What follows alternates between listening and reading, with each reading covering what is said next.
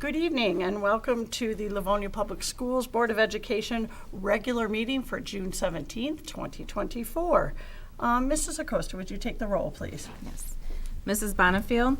Here. Mrs. Burton? Here. Mrs. Frank? Here. Mrs. Jarvis? Here. Mr. Johnson? Here. Mrs. Acosta says here. President Bradford? Here, we have a quorum. And Mrs. Burton, would you please lead us in the pledge? Yes.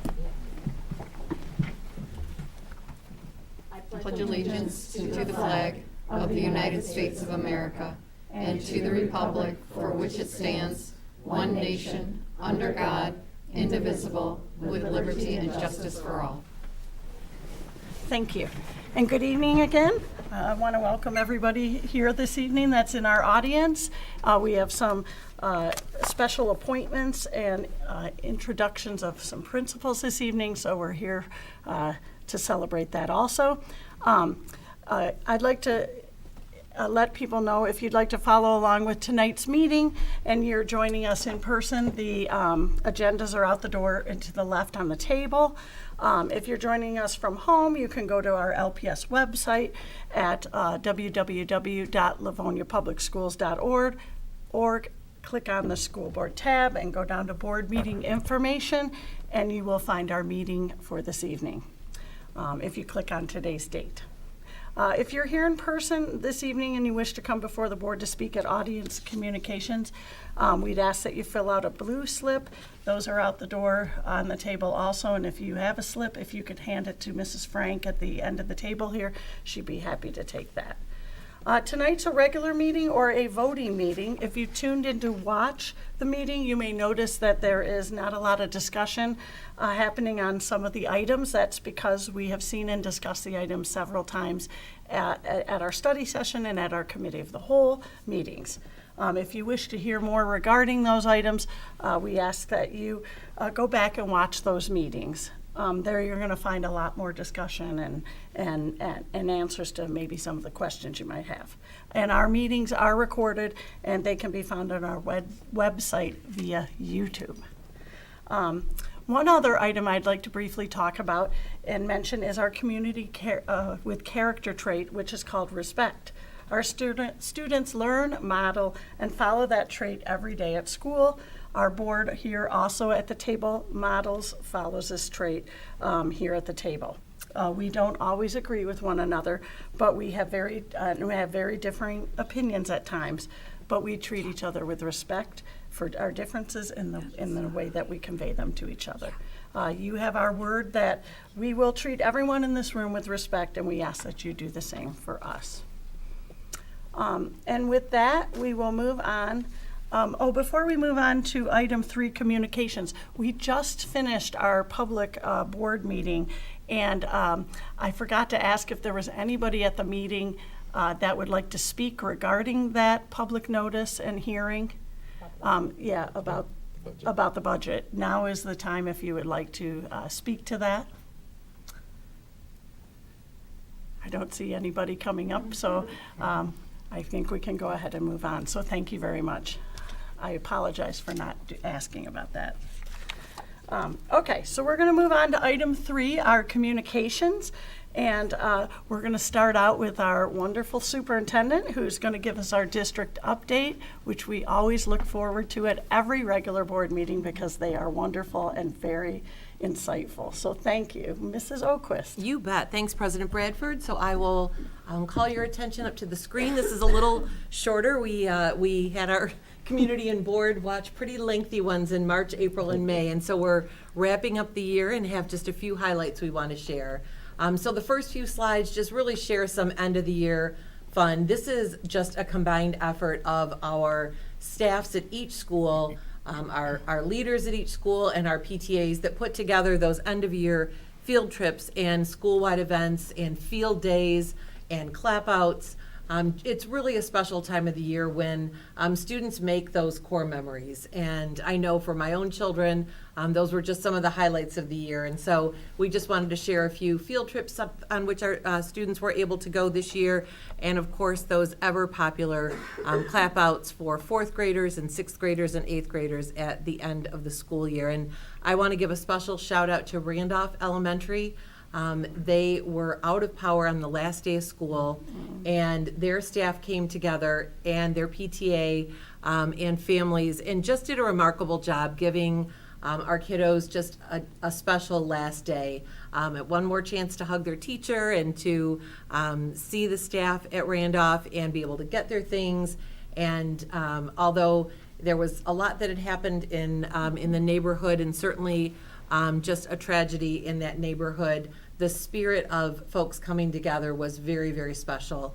And I was so proud of the Randolph team. The kiddos came through and were able to, again, see their teachers and see their classmates. And I just want to say, being able to do that without power on the last day of school, it was a little hectic, but we're so proud of them. And many different hands from across the district offered to help as well. But the staff was so committed to wanting to see their kids and wanting to make sure that they had a great end of the school year. So we know that happened at all of our schools throughout the district.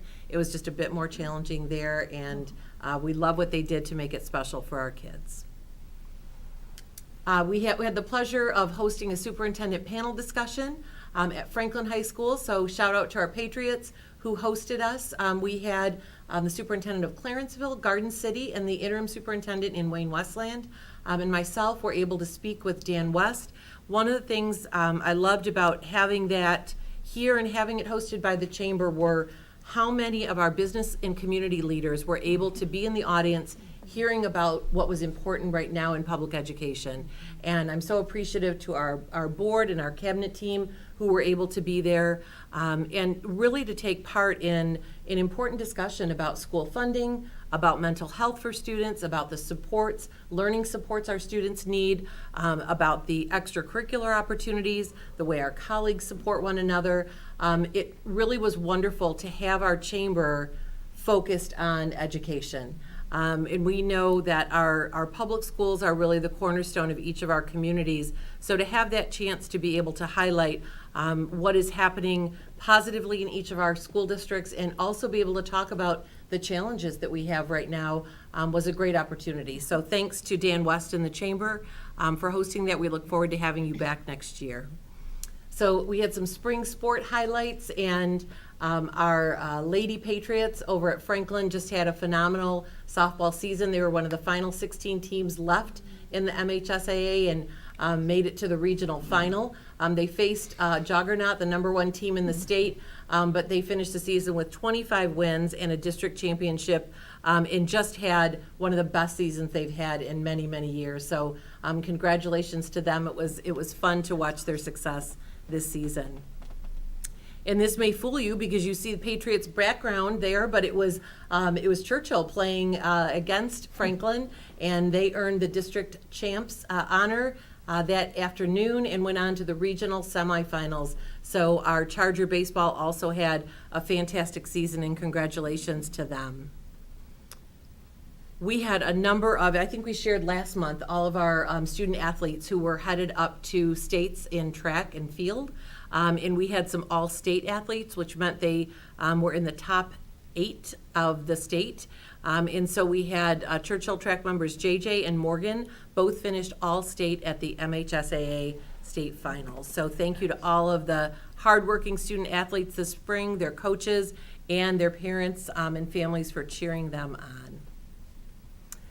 As you know, one of the things we've loved talking about is the 35J grant, which was written by Mrs. O'Brien and put in place by the Academic Services Department and each of the principals at our elementary schools.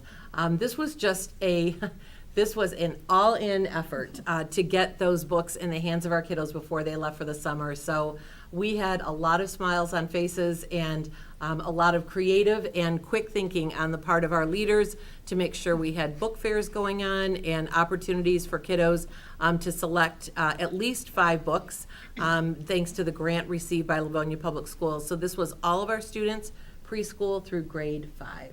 So I know the board was pretty happy about that. This grant will do some tremendous work in the area of professional development for literacy, in purchasing books and resources for our classrooms, but we love that element of the students having books to keep in their home library. We know how important that is. So thank you for everyone who helped make that happen. So we have some kudos to share. We have You see here, Mr. Harry Lau. He is our administrator of operations.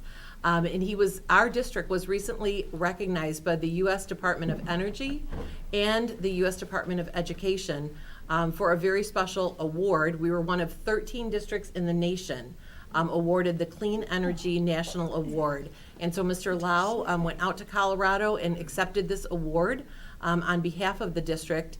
And I'm going to have Mr. Francis talk a little bit about what earned that, but this is the award. I will pass this down through the board.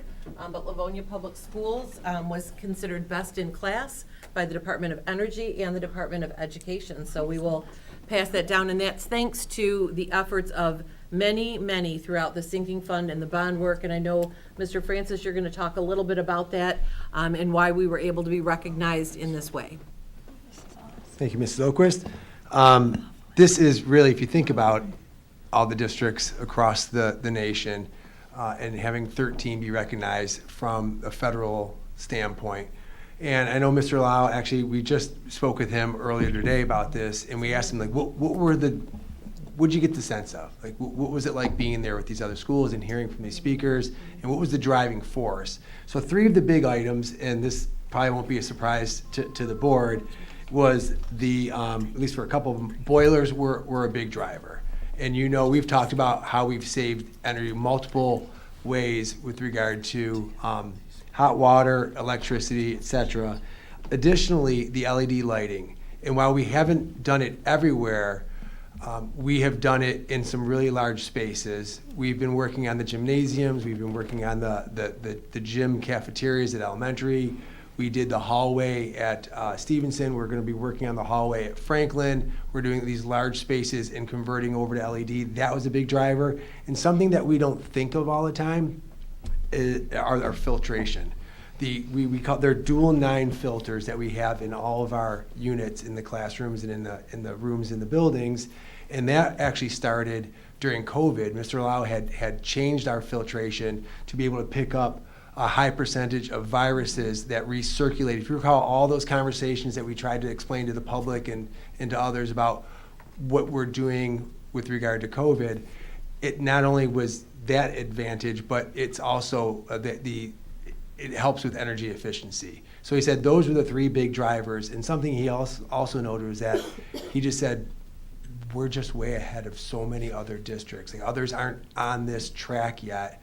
We are, and it's a big deal. It's really been a powerful item, and I want to say thank you on behalf of to the board for approving these projects, on behalf of all of us working for the district and also for the community, because the dollars that get saved on energy savings are the community's dollars. And so just thank you for your support. You've always been supportive when we come to you with these types of projects. Roofing, which gives us more energy efficiency because there's current standards that have higher R rating and R values on the roofs. With all the things we've been doing in that realm, you've always been super supportive, so thank you. Yeah, this is really exciting because, as we know, when we passed the last bond, one of the things that our community talked to us about was energy efficiency. That was one of the things that they wanted to see happen with these dollars, as well as when we had the sinking fund renewal. And this is something that I think we can proudly share, that is a commitment that we have kept. And Mr. Lau certainly walked away with the feedback that the work that was happening here was far and away advanced in comparison to most districts across the country.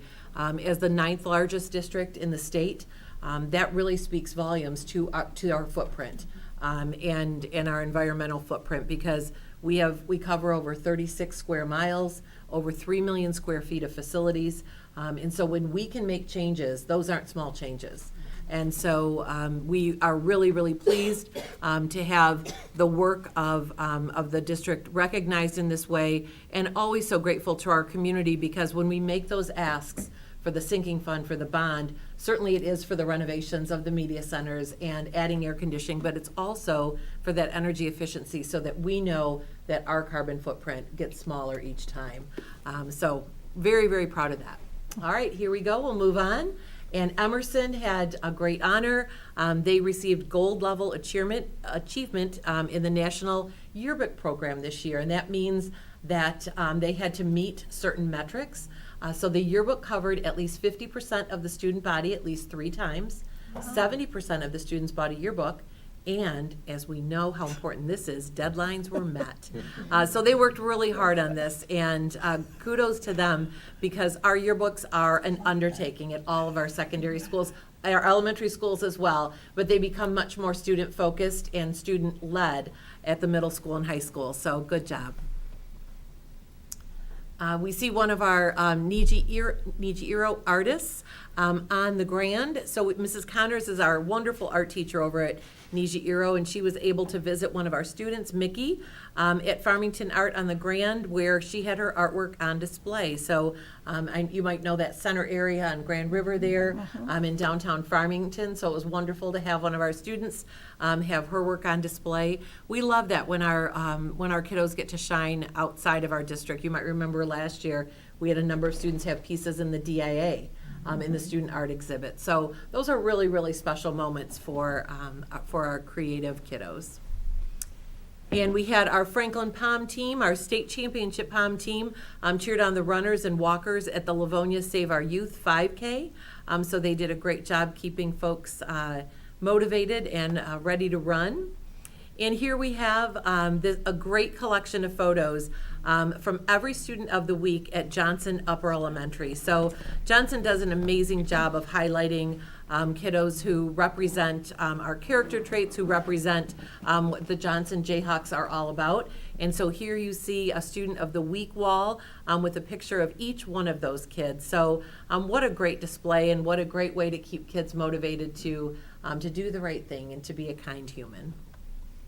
And tonight, we get to cheer on our own local favorite, Mackenzie Soroki again. I don't know how many of you were tuned in last night. Our family certainly was. It was exciting to see Mackenzie. She was in the semifinals for the U.S. Olympic trials. She is a 2023 grad from Stevenson. She was an award-winning state champ swimmer for 3 years running. She was also on the hockey team as well.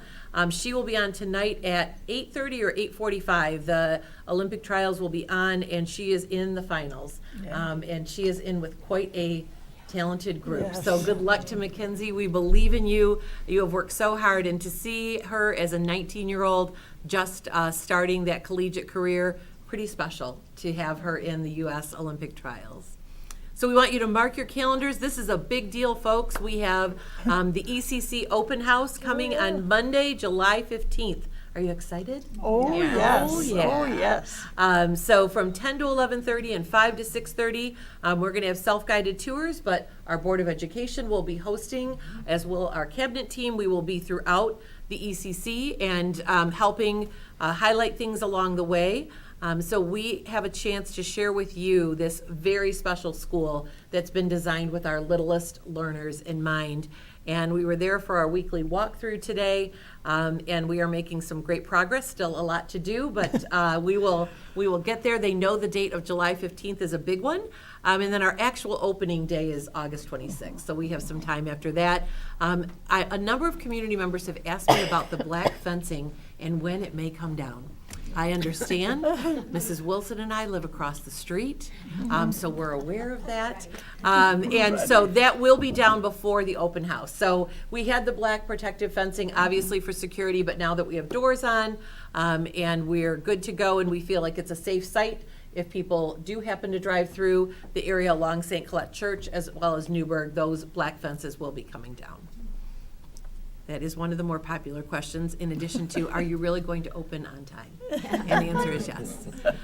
Learning in L-Town kicked off today, the first camp, if you can believe it. Didn't the school year just end? Yes, it did, but here we go.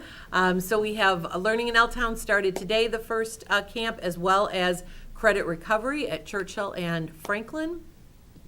I have that right? Yes, okay. And Summer Fridays are coming, so this is always popular. Summer Fridays will start July 12th.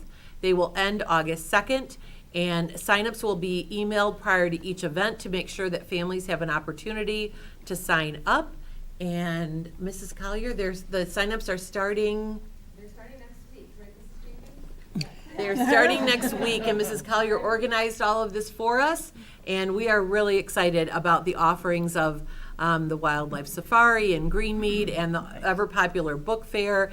So it'll be a great opportunity this summer. So we encourage you and your children to sign up for that. And that is it for this month, President Bradford. Well, that was wonderful. Thank you, Mrs. Oquist. You We bet. always look forward to that, and I Thanks. guess we have a few weeks off coming up, but we'll look forward to what's happening in the next. They'll be back. Yeah, you'll be back. Thank you so much. You bet. Okay, we're moving on to item 3B, written communications. I do not have any written communications. Does anybody? Okay. We're moving on to item 3C, response to prior audience communications. I do not have any response to prior audience communications. Does anybody else? Okie dokie. We'll move on to item 3D, audience communications. I do not have any blue slips this evening for audience communications. Is, Ooh, oh, wait. that was tricky. We just lost power. No, not till after 4.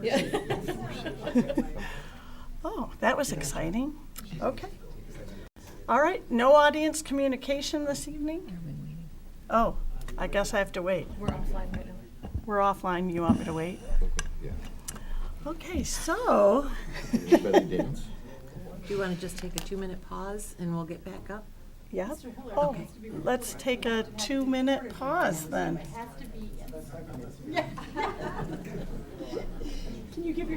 We're on a pause.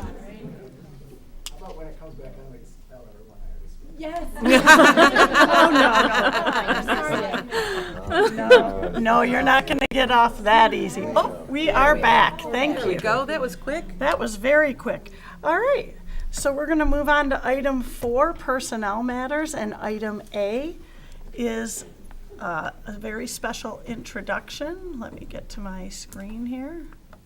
Oh, my screen's acting up now. All right, this evening we have a recommendation to bring on a principal appointment. We already did do the voting, so he is already in, but we are going to celebrate him. And we're going to hear from Mr. Abate. I don't want to name the person. Yeah, actually, it is me you will be hearing it's from. Mrs. Keats. Yes, Thank it you, is. Mrs. Thank Keats. you. So I am excited to get to do this again, to speak about someone who we are so excited that will be joining the elementary principal group, Mr. Ben Hillard. So Mr. Hillard has been in the district for about 20 years, so you can do the math in your head, Mr. and Mrs. Hillard's kids in the audience there. So he has successfully been a teacher at Randolph, McKinley, Hayes, and Webster, and previous to that, he started his student teaching at Randolph. After that, he served in roles as ACAF facilitator, K-12 math and science coordinator,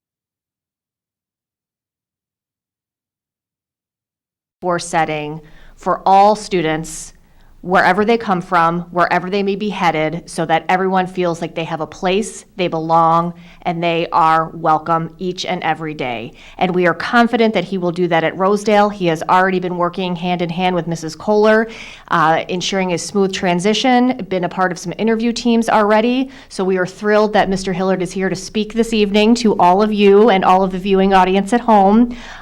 So welcome again, Mr. Hillard.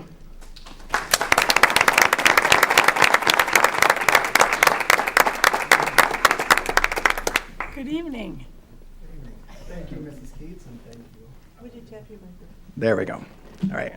Thank you, Mrs. Keats. Thank you, Board of Education. Thank you, Superintendent Oquist. Like Mrs. Keats said, 20 years and 1 month ago, I finished my student teaching at Randolph in Livonia in 6th grade with Mr. Chris Pinta.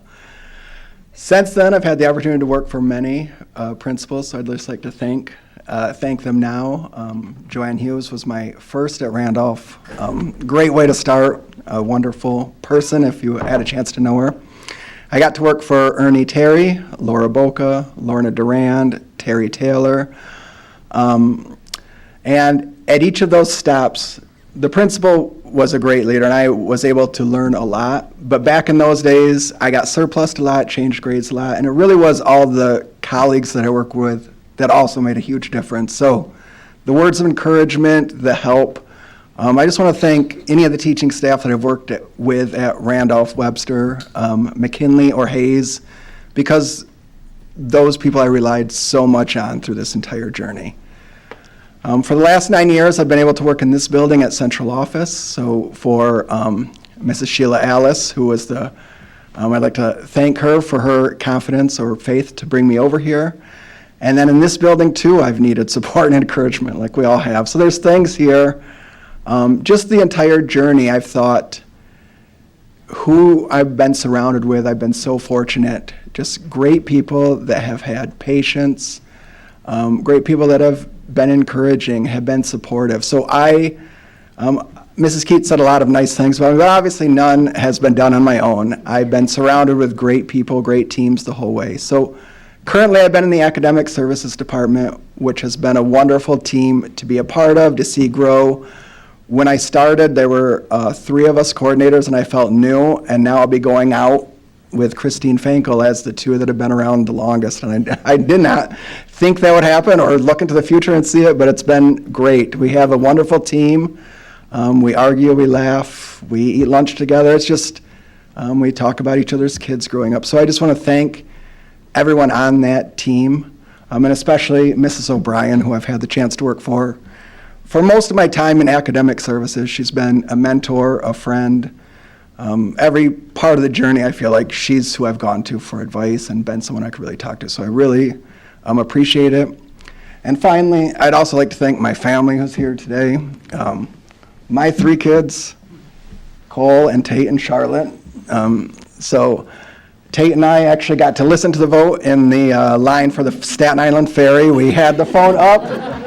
Believe it or not, there weren't other 8th graders that wanted to join in and listen to the board meeting, but we did. Way to go, Tate. And I believe Tate and I it was did. unanimous. It was unanimous, yeah. I had to prove it to him that it was unanimous, yes, and let him know. So, but my family has been wonderfully supportive throughout throughout everything we do together, but especially for this journey and for the work. So they've been great. And lastly, my wife Gail, who is a 3rd grade teacher at Randolph. So again, in Livonia Public Schools, we met. So I feel like we've both grown up in Livonia Public Schools. We've raised our kids, we've had our kids, and it's just been a great journey. Gail, the first time I ever came to a board meeting here for my first appointment, Dr. Lipa famously said, and everyone says all these nice things, but he joked, I wasn't even the best teacher in the family. So I'll give him credit, it's probably true. But as patient as Gail is with her kids and everyone, she's more patient with me by far. So my family is wonderful. I want to thank them all, and I just want to express how excited I am to go to Rosedale. I've been able to go there for kindergarten roundup, for a data dive. My family came and ate lunch last week there as I moved stuff in, so we got to see it together. It was just the excitement. Every kid I've met, every teacher I've met, every parent I've met, has made me so happy. They're just wonderful. It's been a wonderful experience already, and I'm so excited to get started. So once again, thank you for giving me this opportunity. Thank you for this faith in me. And go Raptors.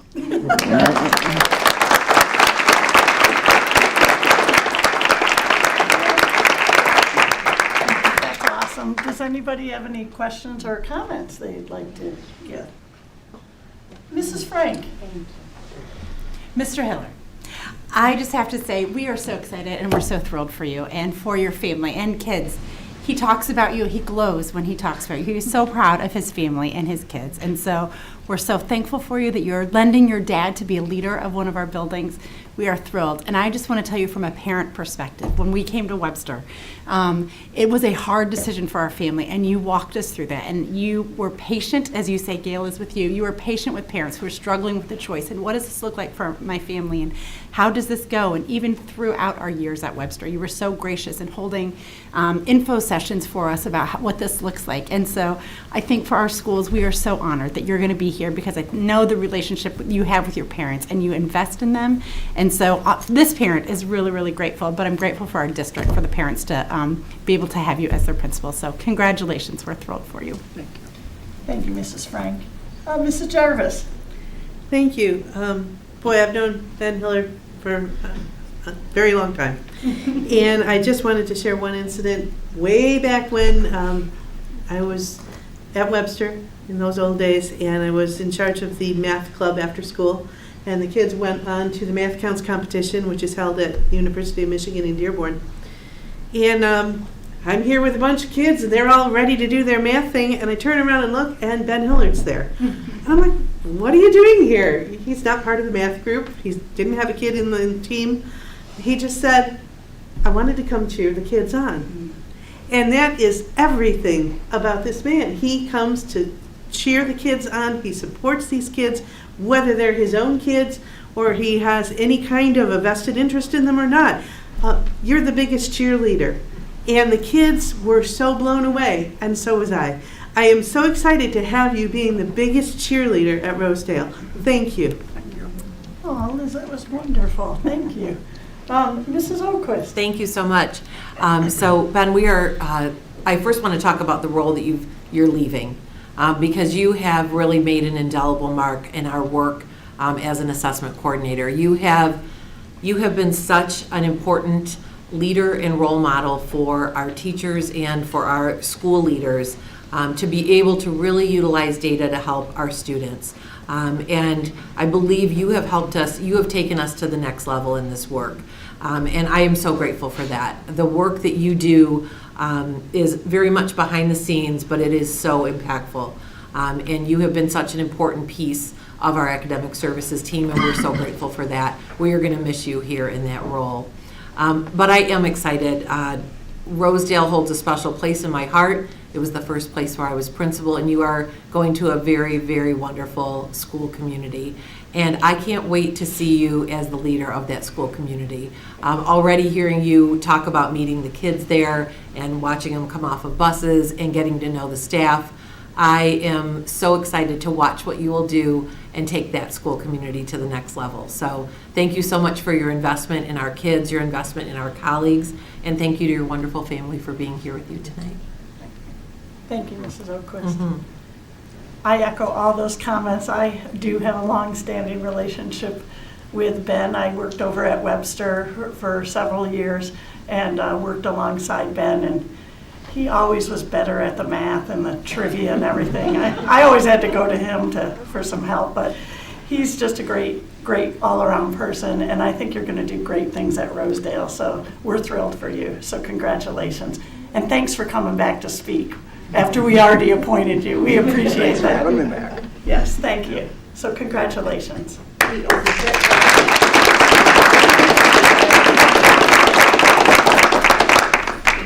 All right, we are going to move on to item 4B, the appointment of assistant principal. More good things happening. May I have a motion, please?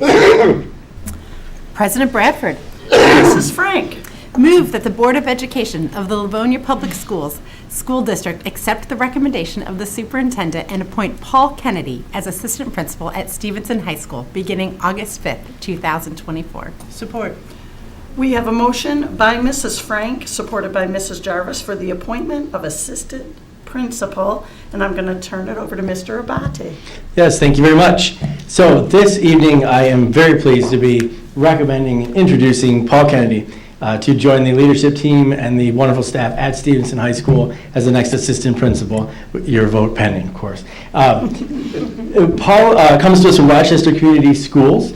He caught on there shortly after student teaching And over the time that he taught, he has done a little bit of everything, or many things rather. I was taught PE, marketing, advertising, computer operations. He was an online distance education coordinator, an Edgenuity instructor. And as he veered into launched into his career in leadership, he had a couple of stints as an interim assistant principal, as an interim principal. They certainly valued him as a leader there to put him in those roles. And then most recently found his way and earned his way into the lead administrator role at Ace High School in Rochester Community Schools, where he's been very involved. He created just a couple of highlights, a Career Readiness Academy, including a Career Exploration Day, utilizing all the various community stakeholders so his students would have those opportunities in the community. Deeply involved in redesigning and improving the MTSS program there at his building, which is a big deal here in Livonia, and we like those skills and look forward to seeing those transfer over. He, again, has been an Edgenuity online platform coordinator there for them, redesigned the entire referral and enrollment process for his high school, so his students, to connect families to his school. And, what really stood out in interviewing Paul, a couple of items. One, he spoke with great passion about reaching all kids, about helping kids connect with their school community, to find their niche, which is really important. And his commentary on universal accommodations and a variety of student supports, it made it really clear to us he's the kind of person who is there every day to do whatever it takes for kids. And above anything else, above all else, in my mind anyway, what always pops out when you find a good person in an interview, he's genuine and he's kind and he's personable. And when you show kids that you're real and you care and you're going to be there, that is well more than half the battle. You're most of the way there, and we really think that our students are going to connect and enjoy with him. It'll be a great fit with the team that's out there in the crowd. They're going to work really hard. They're going to laugh really hard, and they're going to be tremendously successful. So, Paul, I want to congratulate you and welcome you on board pending the vote, and welcome, Paul Kennedy. Thank you, Mr. Abate. Are there any questions and comments from the board? Mrs. Burton. Good evening. We are so excited. You and I had a few moments to speak before our meeting started, but as we were saying, or as I was saying, sharing, there are two obvious big paths that our administrators typically come from, and that's internal. When you know our systems, you know our buildings, you know our people, and there's enormous benefits there. But there are also enormous benefits to have someone who's been serving in those types of roles, but in a different but comparable district, and to bring a fresh set of eyes and a little new perspective on some things. So we are really looking forward to seeing that added plus of your work at Stevenson High School.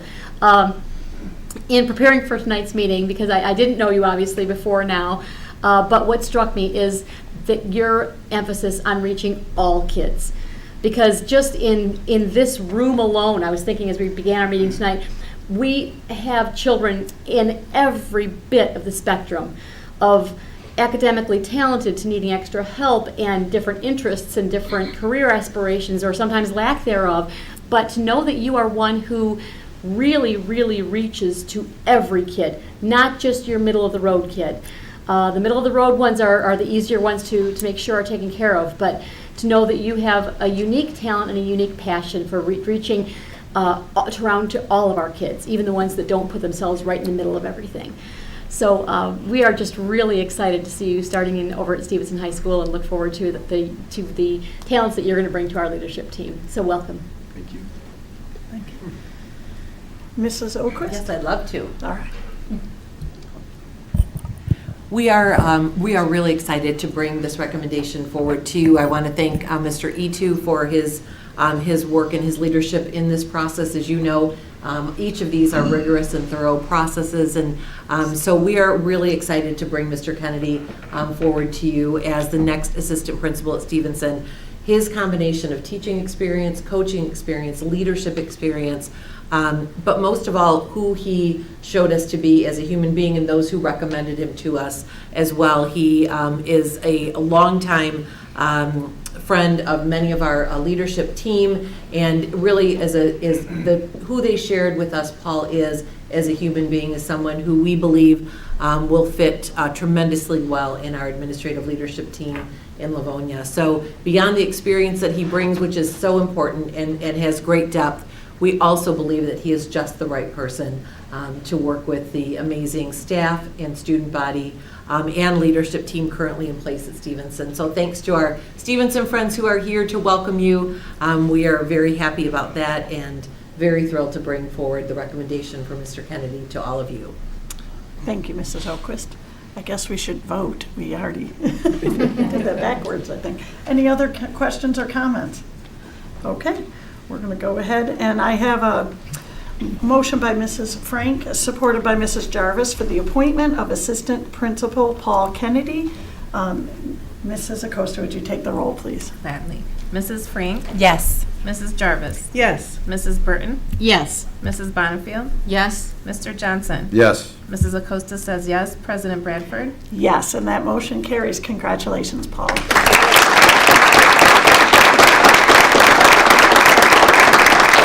you like to say a few words? I could say a few words. Come on up. Although I don't know that I've ever been in a room with so many people speaking so positively of me, so thank you. Superintendent Oquist, the interview committee, thank all of you who I believe, if I'm counting correctly, everyone is here except one person. So you can tell how this district kind of comes together. So thank you, all of you. Board of Education, thank you for taking the chance on me and giving me the opportunity.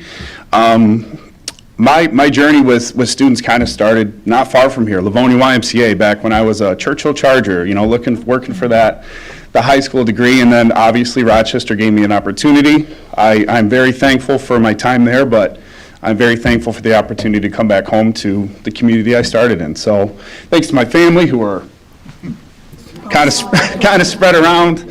The Stevenson team, who I see kind of snuck in over there, and also a longtime friend and colleague. Thank you, sir.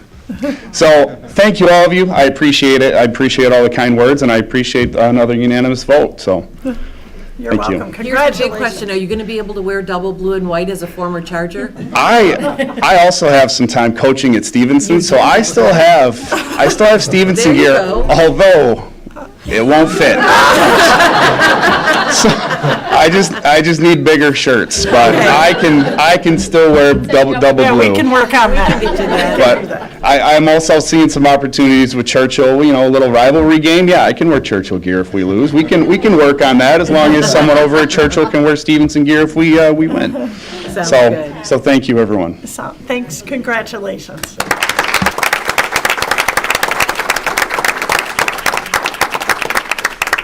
Before we move on to the next item, I just want to let you know we are going to take a 5-minute break after this next item, 4C. We will take a small break to congratulate our honorees. We have one more this evening, item 4C, the appointment of Elementary Coordinator of District Innovation. May I have a motion, please? President Bradford. Mrs. Acosta. Move that the Board of Education of the Livonia Public Schools School District accept the recommendation of the superintendent and appoint Lawrence Grizak as the Elementary Coordinator of District Innovation beginning August 5th, 2024. Support. We have a motion by Mrs. Acosta, supported by Mrs. Burton, for the appointment of Elementary Coordinator of District Innovation, which I love that name. So here we go. We are going to hear from Mr. Abate. Oh, Mrs. Keats. I just, Sorry about that. I know, that's okay. Mrs. Keats. Good evening once again. So I am super excited to be able to bring forth to you the recommendation for Larry Grizak to be joining the Academic Services team. Larry started in LPS as a teacher at Emerson. He spent some time at Cooper, Hoover, and Webster. And since that time, he has had 11 successful years as a principal, both at Coolidge and Hayes Elementary Schools. So with all of that background, Larry is very excited to be joining the Academic Services team in this brand new role that is designed based on the vacated role by the retirement of Mrs. Finkel and her work with the federal programs and student success coordinator, combined with a visionary role to take on leadership for the district's internal accreditation process. So Mr. Grizak has documented strength in this area, and he is a self-proclaimed systems guy who has a vision to make even the most complicated processes seem more simple to us, just listening and learning from him. So Mr. Grizek has been very impactful on many district teams where he's able to showcase his leadership and work with coordinators, principals alike, and some of those teams have been our ABC team, which is our joint team with our LEA leadership and our district leadership, as well as serving our negotiations team. He has had critical work with our at-a-glance common calendar in the elementary world, as well as the expansion of our learning day to put 1.0 specials in every school and expand the PLTW model. And just this year, work on the Young Fives task force and expanding that program to the 6 schools where it will be next year. So he brings vision, he brings common sense to his approach at work. He has a background in business before he ever stepped foot into the schools of LPS, and his professional preparation includes a Bachelor of Business Administration from University of Detroit Mercy, a Bachelor of Language Arts and Master of Learning Disabilities from Madonna, and an Administrator's Certificate from Eastern Michigan University. We are all super excited for Larry to get started, to join this new team, and to work with the district in a different role. And, it was kind of a one-for-one. Ben leaves academic services and goes to the elementary world. So Larry is now leaving the elementary world and coming to academic services. So it's a fair trade, if you will. So welcome again, Mr. Grizek, with your approval. Thank you, Mrs. Keats. Do we have any questions and comments from the board? Yeah, I was thinking, I'm doing that backwards, aren't I? Oh, well. All right, let's go ahead. No, we're going to vote first, because that's exactly what we're supposed to do before we... Oh, questions and comments from the board. Why Now? did you... Yeah. Okay, great. I'm confused. Are we supposed to be... Yeah, you're going. You're good. Okay. All right. Mrs. Frank. I'm so honored to speak. Thank you, Mr. Grizek. It is not often that you get to appoint your daughter's hero. And so I just have to tell you, you have done amazing things. Addison was in kindergarten, and every time I stopped by Coolidge, you had great ideas. It was you talked deeply and insightfully about where you wanted to go and what you wanted to do. And even at that stage, I should have known you would eventually be the director of innovation for us, because it is just your mind. You have such a passion for teaching, and so, but you also connect with kids. And so, although I'm sad that you will no longer be a principal for us, because you do have a special connection with kids. I think they look up to you. You have the ability to talk at their age. Pardon? Well, everybody looks up to you, literally, but clearly.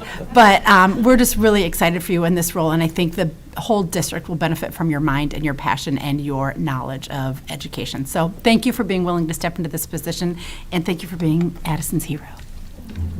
Thank you. Mrs. Jarvis. Thank you. So if you want to build a really successful team, the thing to do is to allow your people to play to their strengths. And when you've got someone who is such an outside-of-the-box thinker, that you can create a position called innovation coordinator.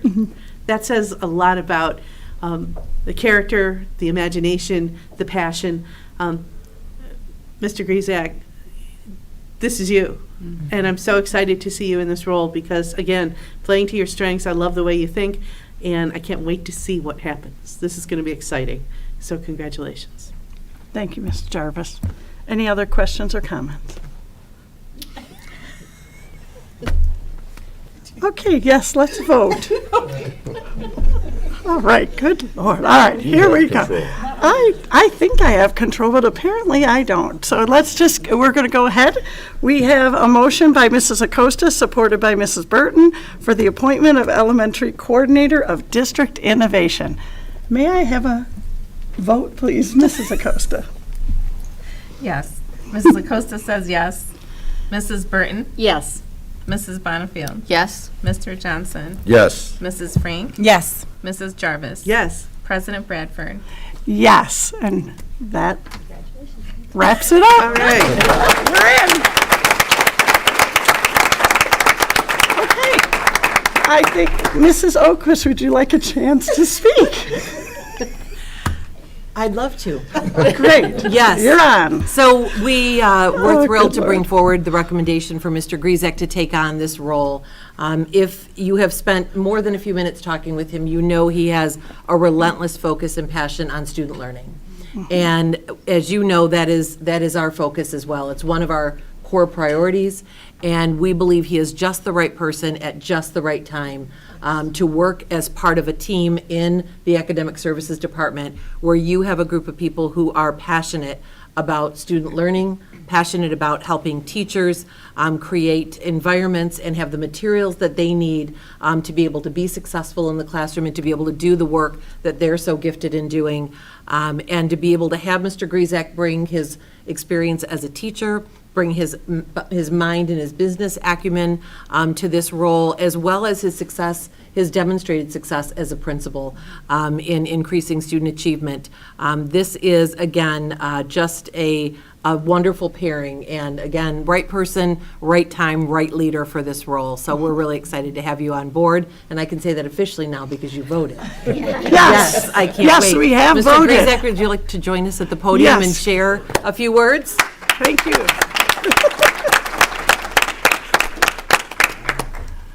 Is it green? Just a I think Ben broke it. There, Oh, there it it was a goes. light tap. All right, I was too forceful. Thank you, board. Thank you, Mrs. Oquist. The job design gods blessed me on this one. I feel like you guys took all of my favorite things and wrote a job description with them. So thank you. It's funny that Ben is here. The Hillards and the Grizeks have a strong connection as families, and he's honestly probably a huge reason why I'm here. I think the first year school improvement positions came out. I think I started that year. My principal asked me, like, hey, would you be interested in this? And the first couple years, Ben kept saying, you're going to be a principal. I said, nope, I've been someone's boss before. I'm never going to be a boss again. And he'd be like, a couple months later, you're going to be a principal. I said, nope. And then one day he goes, you're going to be a principal. And I drove home. I said, hey, Jeanette, I might want to be a principal. So thanks, Ben. But yeah, I think it's been amazing. I think my path here, a lot of people, I always feel like if you trust someone, empower them and let them go. And I think Mrs. Oquist was my boss a couple different times as a teacher and as a principal. Bill Green, we've been together for 11 years. He was my mentor and then became my director, and he has allowed me and given me some amazing assignments, and we worked on them, and it was so fun. Mrs. O'Brien, she actually hired me into the district. I don't know if it happened like this, but I always feel like she picked me because she got a half-time teaching job in Title, and they needed a half-time teacher in her classroom. So I actually shared a classroom with her, and it was amazing. She was a great partner. And the only bad memory I have is that she loved the largest couch in the world and kept it in our classroom. And I was like, I love being her teaching partner, but if I ever get my own room, I'm never going to have a couch that big. So but thank you, Teresa, for all I've learned from you. And now I get to report to you, and we're going to do some fun things. So I really think this is going to be a fun assignment. I feel like these are all my fun work hobbies wrapped up into one role. So they're going to do some great things. I'm looking forward to visiting schools. I'm definitely going to miss my K-4 team. I think I'm leaving one of the best teams I've been on. Thank you guys. And also Hayes. A lot of the things that we did at Coolidge for 6 years and Hayes the last 5 years, I think we can, grow and make it bigger. And the Hayes staff has been so amazing. And they're such great teammates. They really taught me how powerful Hayes Pride can be and being focused and teamwork. And we've always talked about we want the students to have a growth mindset, so the adults have to have one too. And they definitely always took that on, and they're always ready to grow and learn and work together to make great things happen. So thank you, everyone. I appreciate it. Thank you.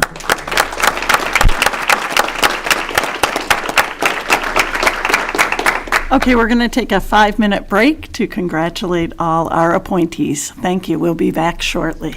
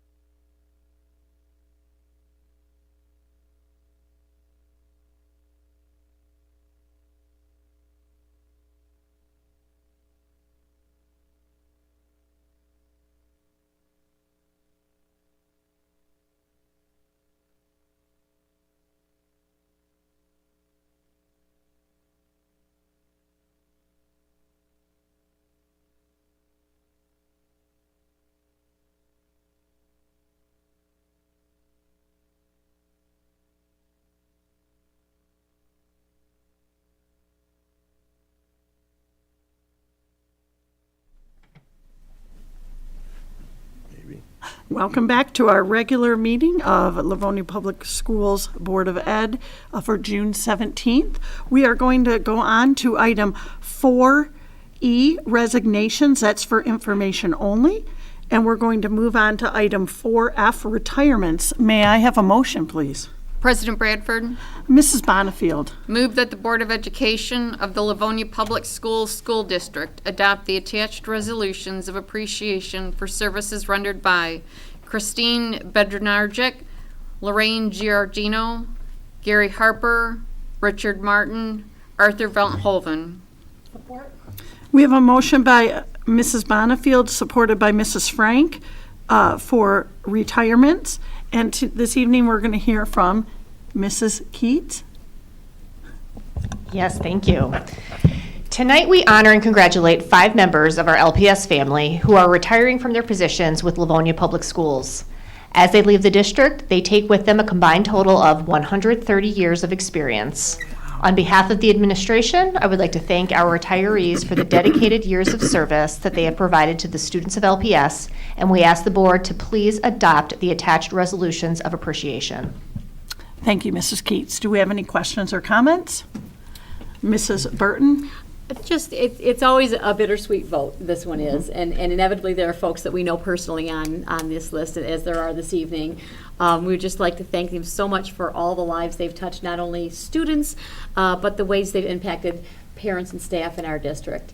It's always difficult. We always say, if we vote no, will you stay? And that's not the way it goes, but we'd like to thank you very much for your service and wish you well in your next chapter.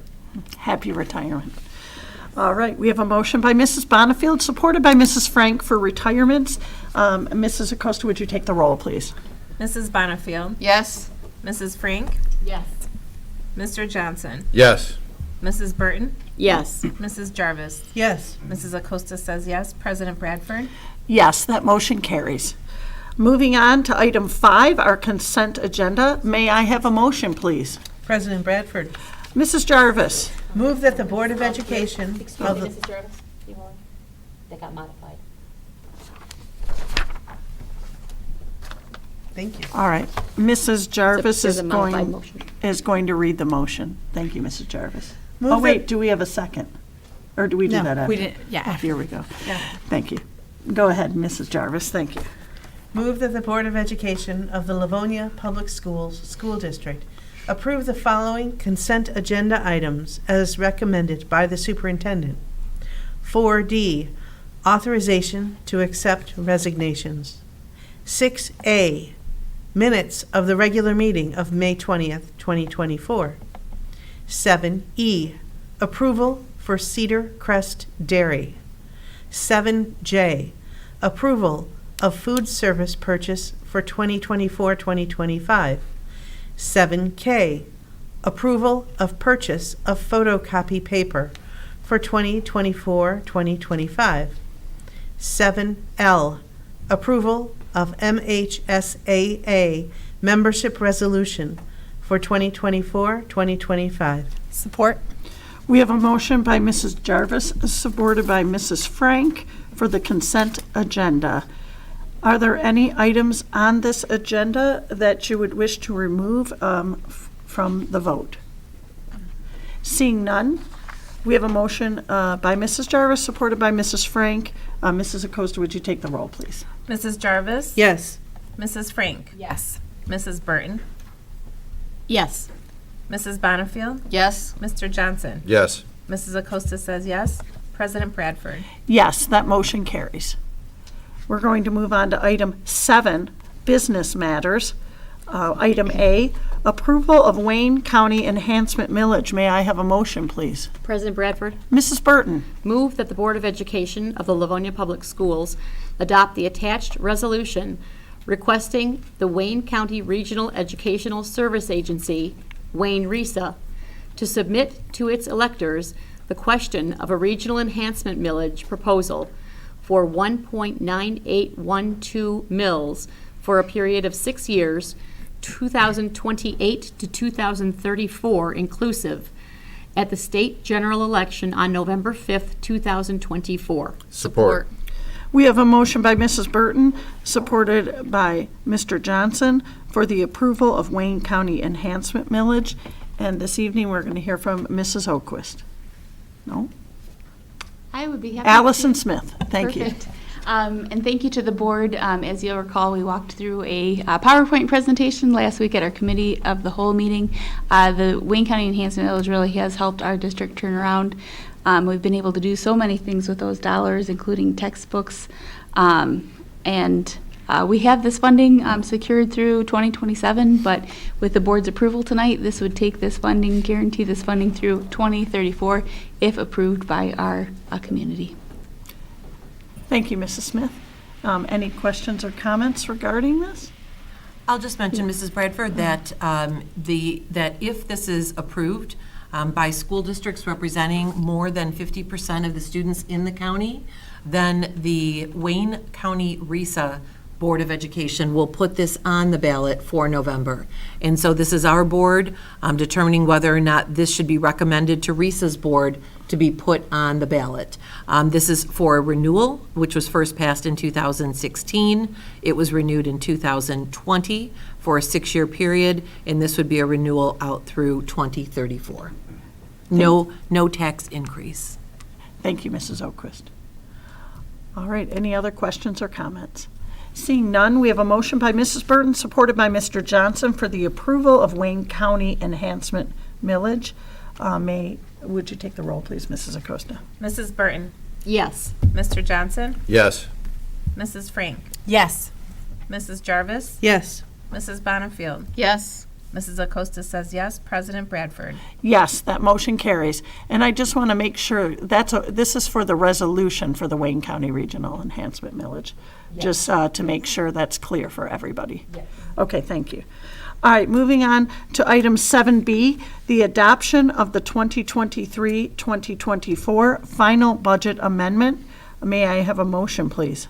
President Bradford. Mr. Johnson. Move that the Board of Education of the Livonia Public Schools approve the attached amended budgets for the 2023-2024 school year. General Fund, Funded Projects Fund, Special Education Fund, Debt Retirement Fund, 2021 Bond Fund, 2023 Bond Fund, Sinking Fund, Capital Projects Fund, Food Services Fund, Health and Welfare Fund, Scholarship Fund, and School Activities Fund. Support.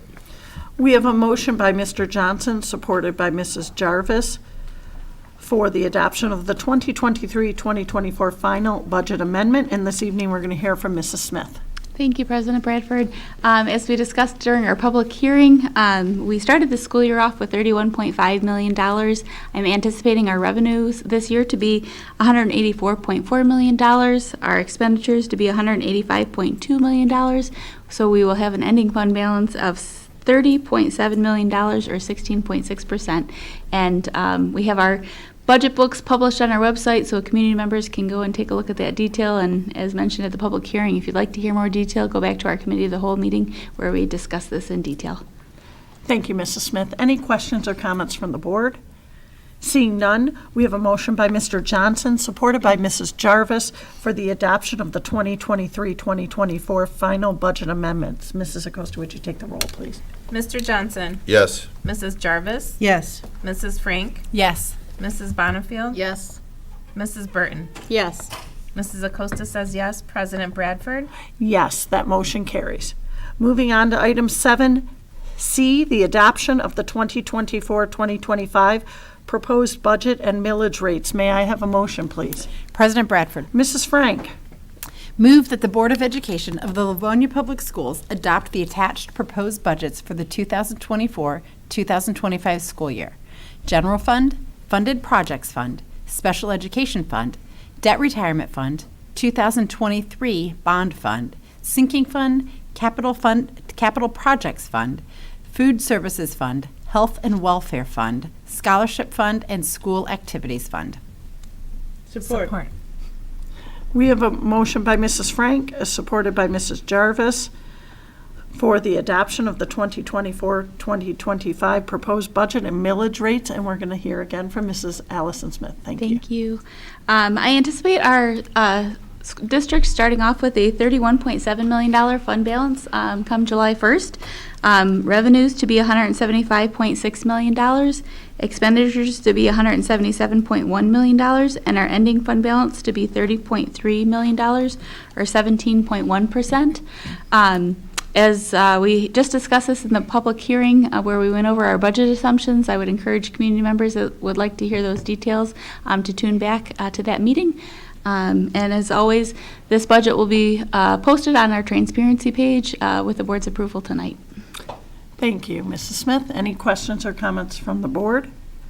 Seeing none, we have a motion by Mrs. Frank, supported by Mrs. Jarvis, for the adoption of the 2024-2025 proposed budget and millage rates. Mrs. Acosta, would you take the roll, please? Mrs. Frank? Yes. Mrs. Jarvis? Yes. Mr. Johnson? Yes. Mrs. Bonifield? Yes. Mrs. Burton? Yes. Mrs. Acosta says yes. President Bradford? Yes, and that motion carries.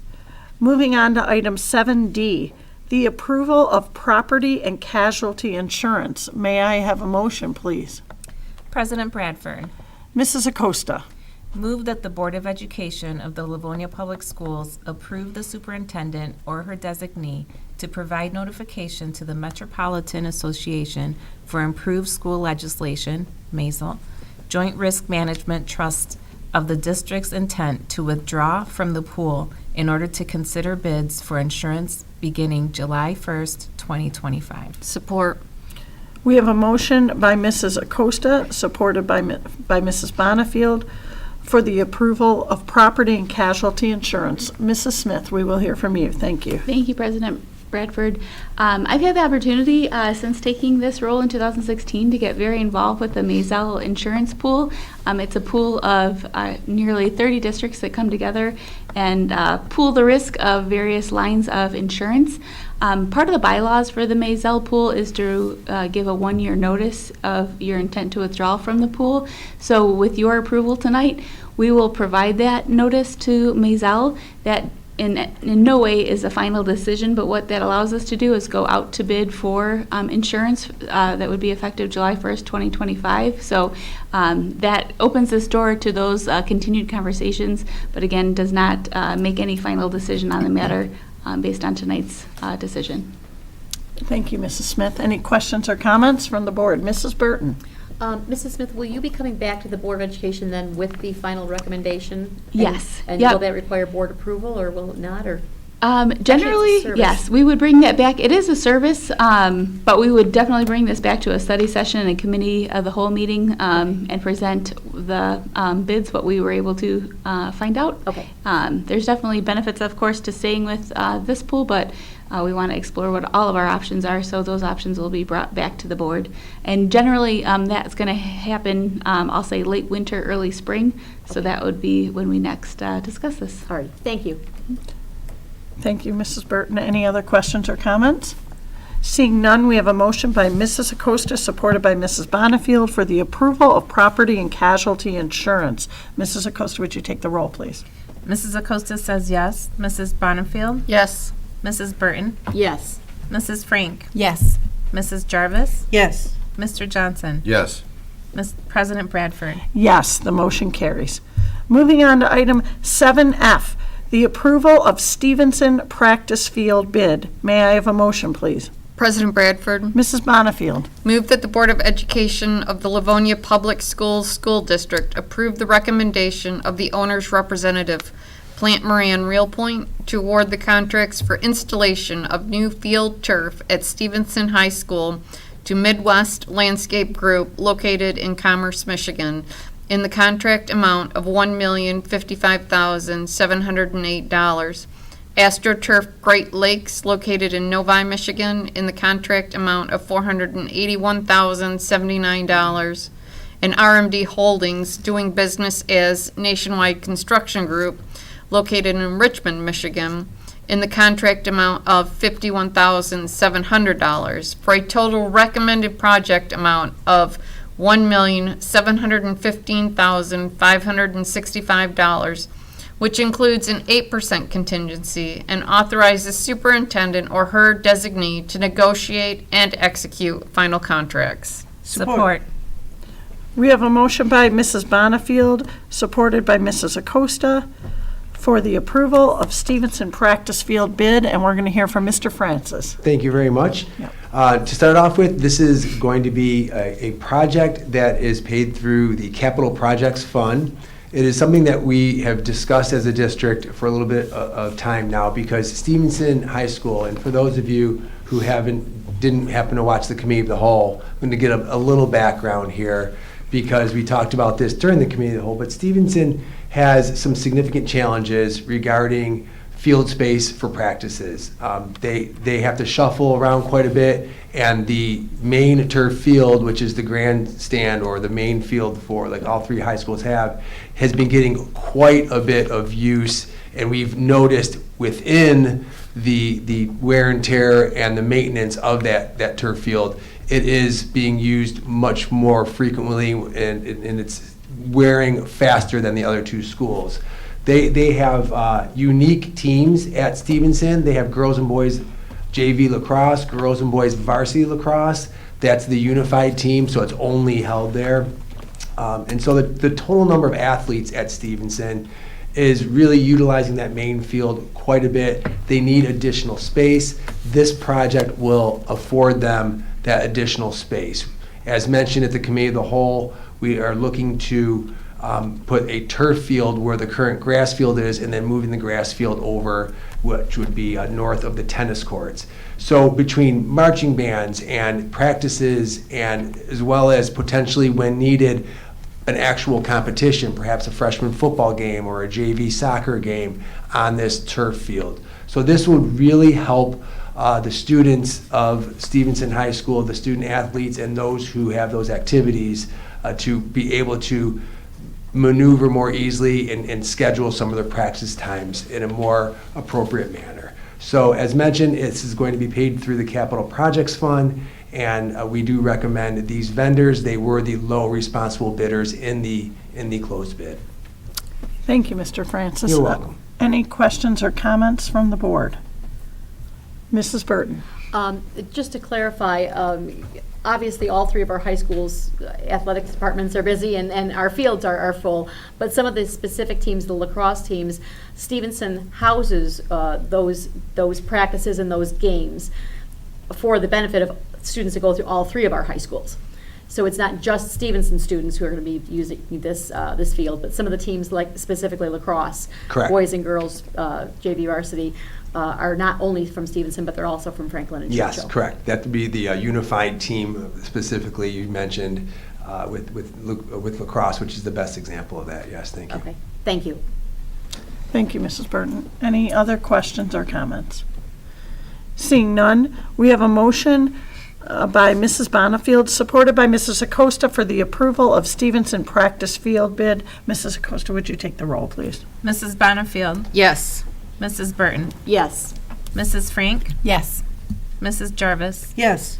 Mr. Johnson. Yes. Mrs. Acosta says yes. President Bradford. Yes, that motion carries. Moving on to item 7G, the approval of purchase and installation of security window film. May I have a motion, please? President Bradford, Mrs. Jarvis. move that the Board of Education of the Livonia Public Schools School District approve the purchase and installation of security window film from Safe Haven Defense, located in Phoenix, Arizona, for an amount not to exceed $580,217.20. Support. We have a motion by Mrs. Jarvis, supported by Mr. Johnson, for the approval of purchase and installation of security window film. We're going to hear from Mr. Francis. Thank you. And again, as a unique item, I know that we spoke quite a bit about this at the Committee of the Whole, but for folks who often only tune in to the voting meetings, I'm just going to take a moment and give a little bit more background here. Again, I will start with the budgetary information. The state of Michigan has what's called 31AA funding that the district had received, excuse me, and that is specifically for safety and security funding, at least the portion that we have put into the application. we have the dollars for safety and security from the state of Michigan. That's the dollars that is being used for this project. This film is an enhanced security feature that was part of a recommendation. As we recall, we talked quite a bit last year about having secure environments coming in, to consultants coming in and doing a walk through all of our buildings and keeping the ball moving forward. This is one more step that the district is taking to continue to enhance as best we can in the ways that we can the safety and security of our staff, our students, and our facilities. So from that external report, this was one of the recommendations. It has really become something that is become popular, if you will, from the recent times. Unfortunately, it seems to be something that's become a bit more relevant and on the radar of school districts as well as businesses, et cetera. The company, that Safe Haven Defense, that we are recommending, their pricing comes from the TIPS contract, so this has it has fulfilled our requirement to bid. We didn't just go to them though. We did work through several vendors. We had demonstrations, we had conversations, we talked to other school districts, and we landed on this company because of their reputation, of their product, and of their service. So we do recommend to the board this project, and it's something that we will be, if the board approves it this evening, starting in July. So it'll be worked on over the summer. Thank you, Mr. Francis. You're welcome. Any questions or comments? I do have one question. The film, once it's put on, does it ever have to be replaced? I mean, is there a replacement cycle, or is it, once it's on, it's good to go? Generally, it's good to go. Okay. The technique is that it's put on in the interior, not the exterior, so it's not exposed to the elements. Okay, thank you so much. All right, any other questions or comments? Seeing none, we have a motion by Mrs. Jarvis, supported by Mr. Johnson, for the approval of purchase and installation of security window film. Mrs. Acosta, would you take the roll, please? Mr. Johnson. Sorry, I said that backwards. Mrs. Jarvis. Yes. Mr. Johnson. Yes. Mrs. Bonifield. Yes. Mrs. Burton. Yes. Mrs. Frank. Yes. Mrs. Acosta says yes. President Bradford. Yes, that motion carries. Moving on to item 7H, the approval of purchase of parts wash for transportation. May I have a motion, please? President Bradford, Mrs. Burton. move that the Board of Education of the Livonia Public Schools School District approve the purchase of the G-2000 Genesis Series aqueous parts cleaning system from Better Engineering, located in Joppa, Maryland, in the amount of $30,100. Support. We have a motion by Mrs. Burton, supported by Mrs. Bonifield, for the approval of purchase of parts wash for transportation. And we're going to hear again from Mr. Francis. Thank you very much. The parts wash that is currently being used, and this, when we say parts wash, we're talking about automotive parts. We have the Livonia Public Schools, for those who don't know, employs its own mechanics, and we have a team of them in the transportation department. The machine that they use, the current parts cleaning system that they have, is 35 years old. It has served us very, very well, and it is just simply time to replace that with a new parts washing machine for the mechanics in the transportation garage. Okay. Any questions or comments? Seeing none, we have a motion by Mrs. Burton, supported by Mrs. Bonifield, for the approval of purchase of parts wash for transportation. Mrs. Acosta, would you take the roll, please? Mrs. Burton. Yes. Mrs. Bonifield. Yes. Mr. Johnson. Yes. Mrs. Frank. Yes. Mrs. Jarvis. Yes. Mrs. Acosta says yes. President Bradford. Yes, and the motion carries. Moving on to item 7I, the approval of central office furniture purchase. May I have a motion, please? President Bradford. Mrs. Frank. Move that the Board of Education of the Livonia Public Schools School District approve the purchase and installation of glass cubicle surrounds and glass swinging door from Interior Environments located in Novi, Michigan, in the amount of $65,492. Support. We have a motion by Mrs. Frank, supported by Mrs. Jarvis, for the approval of central office furniture purchase. Again, we're going to hear from Mr. Francis. Thank you again. To start off, this project will be funded through the Capital Projects Fund, and the very brief background and rationale for this purchase is we do have quite a bit of an open concept in this particular building, and we do like and thrive in that open environment, but sometimes we have found recently that on the second floor in a certain area, it's a little bit too open. There's some sound concerns and privacy concerns. So these glass cubicle surrounds and the swinging door will help cut down on the traveling of that sound and give a little more, actually quite a bit more, privacy when needed to the coordinators in the Student Services Department. Thank you, Mr. Francis. Any questions or comments from the board?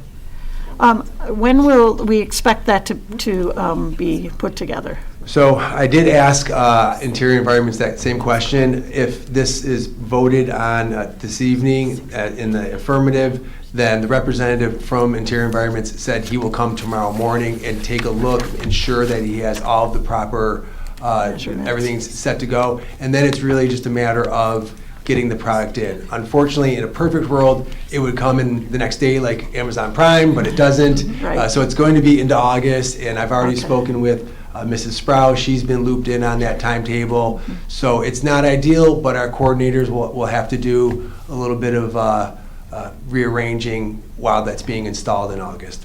All right, thank you very much. You're welcome. Mrs. Frank, do you have a question? Can I restate the motion to make sure that the amount is correct? Is the amount correct? Mrs. Gunta?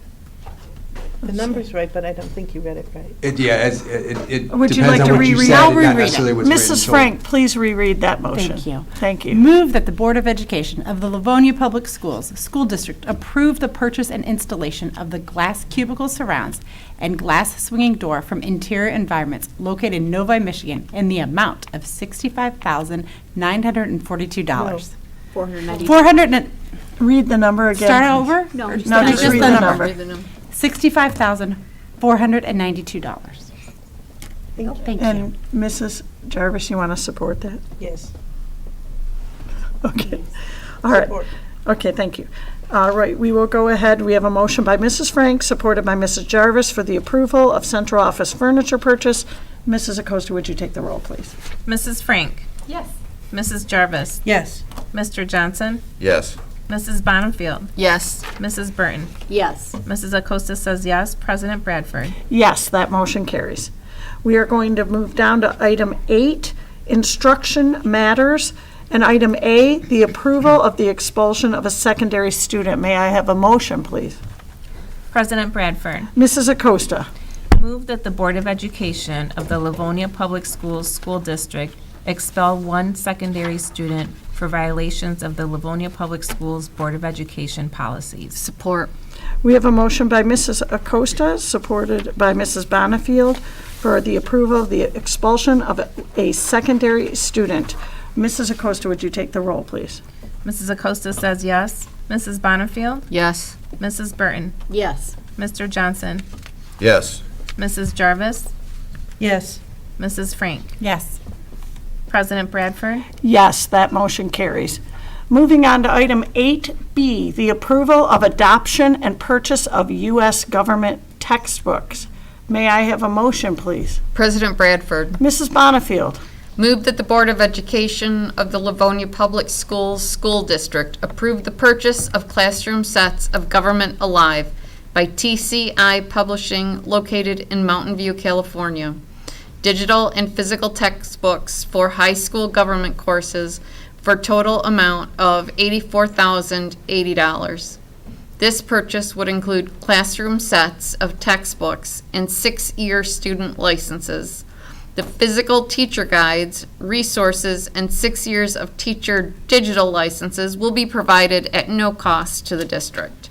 In addition to Government Alive, this approval includes the purchase of Albert.io, an online supplemental curriculum for all 11th and 12th graders to utilize the PSAT and SAT aligned lessons. This 3-year purchase is for $94,218 with free access to all 9th and 10th grade students. This total purchase for U.S. government is for $178,298. Support. We have a motion by Mrs. Bonnefield, supported by Mr. Johnson, for the approval of adoption and purchase of U.S. government textbooks. We're going to hear from Mrs. O'Brien. Thank you, President Bradford. Welcome. This purchase is the first of several from our social studies teachers. As you know, we've been updating our curriculum resources over the last several years, and we have several social studies groups who have met throughout this year, looking at new materials and piloting new textbooks. U.S. government, this original textbook that they've been using is over 15 years old, and we had 3 teachers work on this committee throughout the year. They reviewed up to 5 books, including supplemental resources like Albert I.O., and they piloted 3 of them, and their recommendation is The Government Alive from TCI Publishing. As a part of that, the purchase of Albert I.O. has been something we've been purchasing for individual courses when teachers have recommended that platform. And since many of the groups have been using it and looking at it, they've requested we purchase it for all 11th and 12th grade classrooms. And the company has agreed to provide free access to our 9th and 10th grade classrooms. So this total purchase of $178,298 will come from the secondary textbook budget, which has been supported by the Wayne County Enhancement Millage for the last several years. Thank you, Mrs. O'Brien. Any questions or comments from the board? Okay. We have a motion by Mrs. Bonnefield, supported by Mr. Johnson, for the approval of adoption and purchase of U.S. government textbooks. Mrs. Acosta, would you take the roll, please? Mrs. Bonnefield? Yes. Mr. Johnson? Yes. Mrs. Jarvis? Yes. Mrs. Burton? Yes. Mrs. Frank? Yes. Mrs. Acosta says yes. President Bradford? Yes, that motion carries. Moving on to item 8C, approval of adoption and purchase of U.S. history textbooks. May I have a motion, please? President Bradford, Mrs. Jarvis. prior to making this motion, I asked for a clarification. The last sentence in this motion seems awkward, and when I compare it to the previous motion, I suspect that there are some words missing from it. So this says the purchase of 6 years of teacher licenses, physical teacher guides, and supplemental materials are included at no cost to the district. That doesn't compare favorably with the previous motion that says, let me just open it and enlarge it. This purchase would include classroom sets of textbooks and a 6-year student licenses, the physical teacher guides, resources, and 6 years of teacher digital licenses will be provided at no cost to the district. Now, it may be correct, but I just want clarification. The 6 years teacher licenses, physical teacher guides, and supplemental materials are free. Right.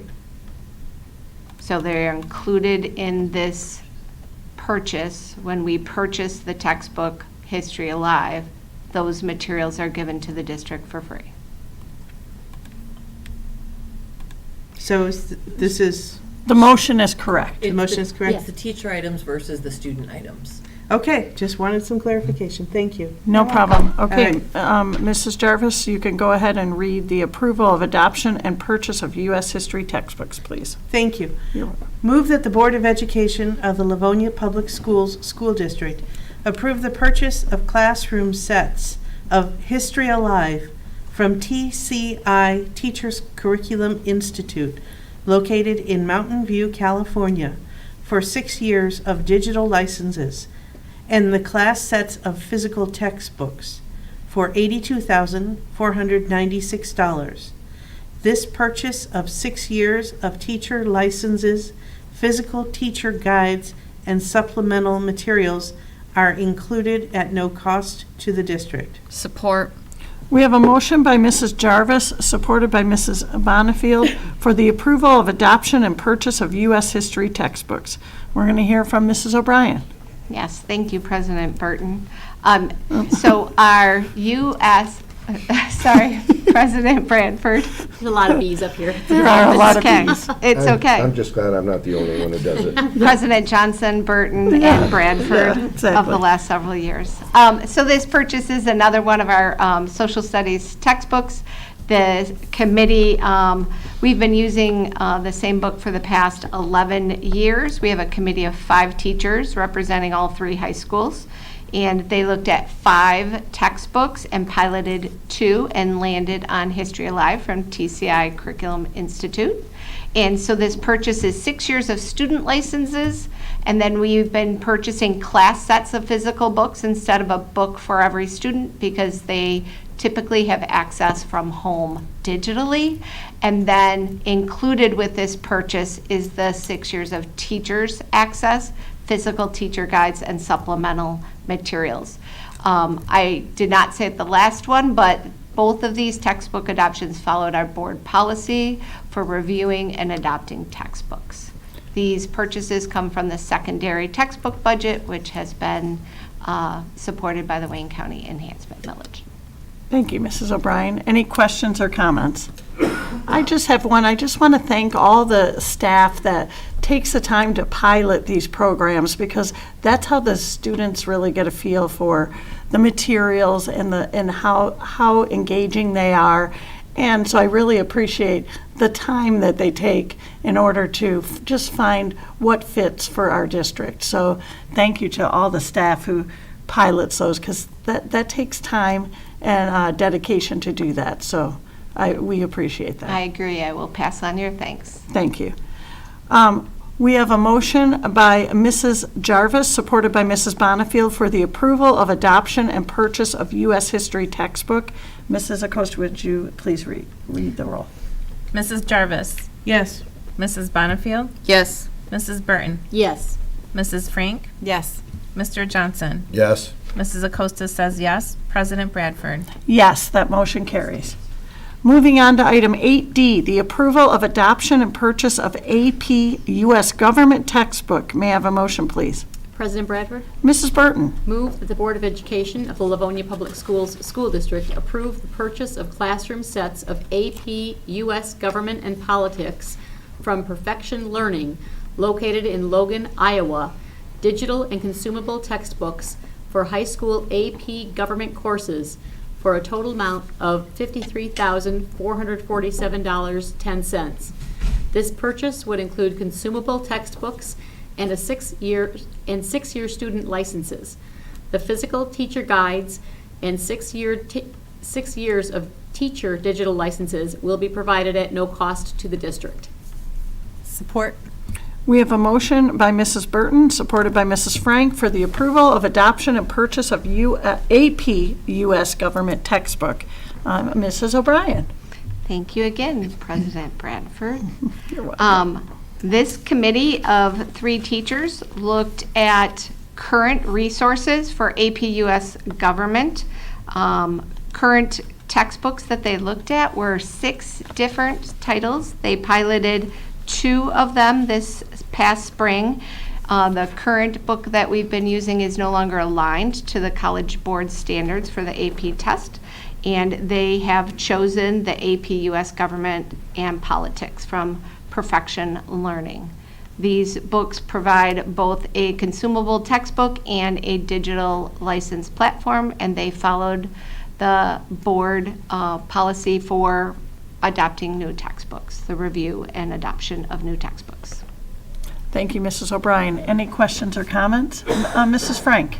Yes, I just wanted to say to the community, if anybody's watching, these are really important purchases, and we have had a lot of dialogue on them through our study session, through our committee of the whole.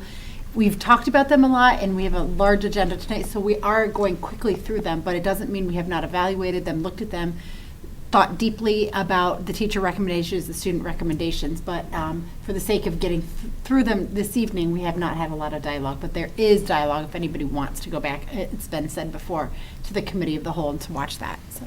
Thank you, Mrs. Frank, for that reminder. Any questions or comments? Seeing none, we have a motion by Mrs. Burton, supported by Mrs. Frank, for the approval of adoption and purchase of AP U.S. government textbooks. Mrs. Acosta, would you read the roll, please? Mrs. Burton, Yes. Mrs. Frank, Yes. Mrs. Bonnefield, Yes. Mr. Johnson, Yes. Mrs. Jarvis, Yes. Mrs. Acosta says yes. President Bradford. Yes, that motion carries. Moving on to item 8E, the approval of adoption and purchase of AP language textbook. May I have a motion, please? President Bradford. Mrs. Frank. Move that the Board of Education of the Livonia Public Schools School District approve the purchase of classroom sets of AP language and composition from Perfection Learning located in Logan, Iowa.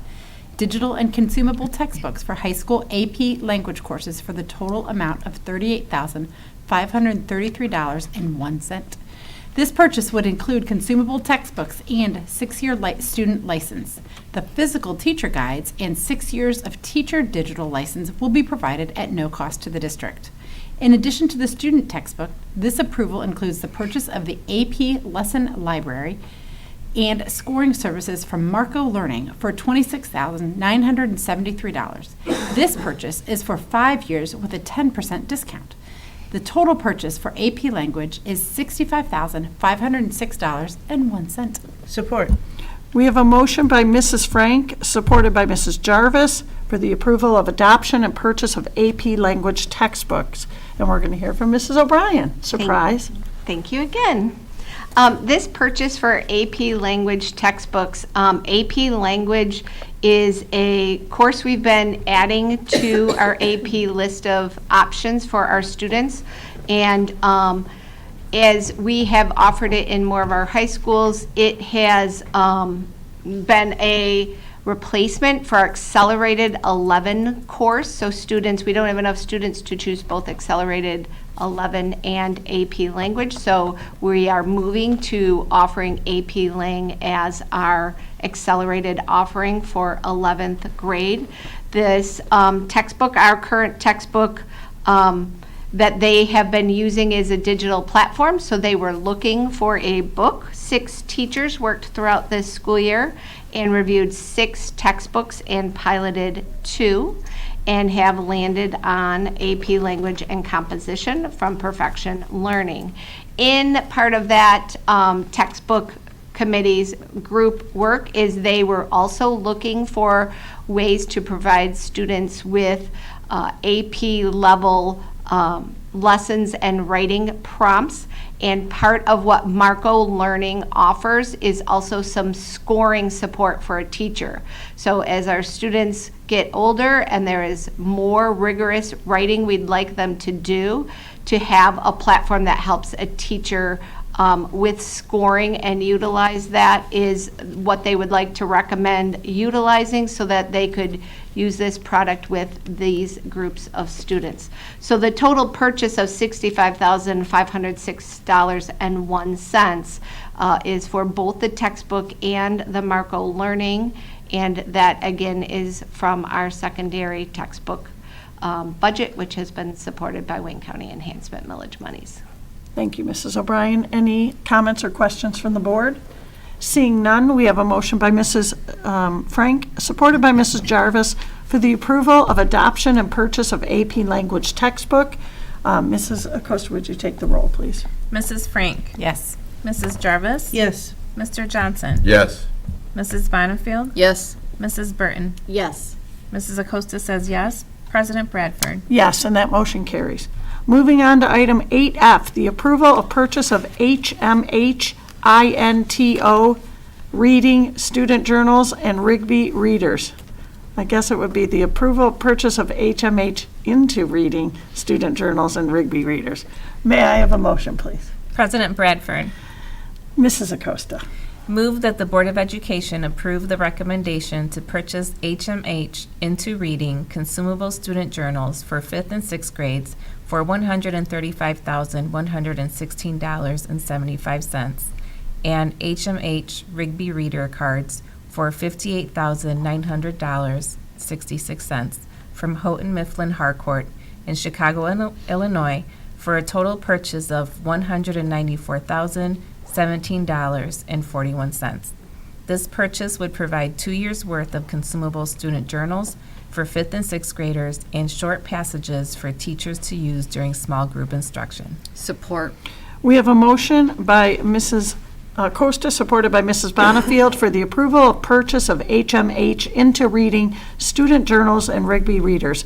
Mrs. O'Brien. Thank you again. Into Reading is our Tier 1 core reading instruction curriculum for our 5th and 6th graders.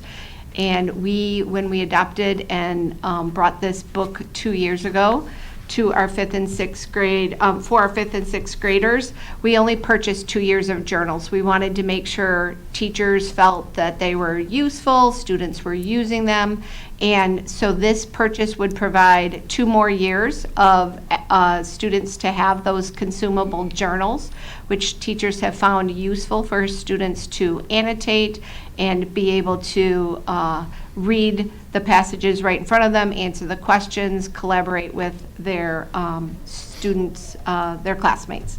The Rigby Readers, we've been looking for a tool for our 5th and 6th grade teachers to utilize during small group instruction, and Houghton Mifflin was willing to break apart. They had the small reader books that are similar to what we use in our K4.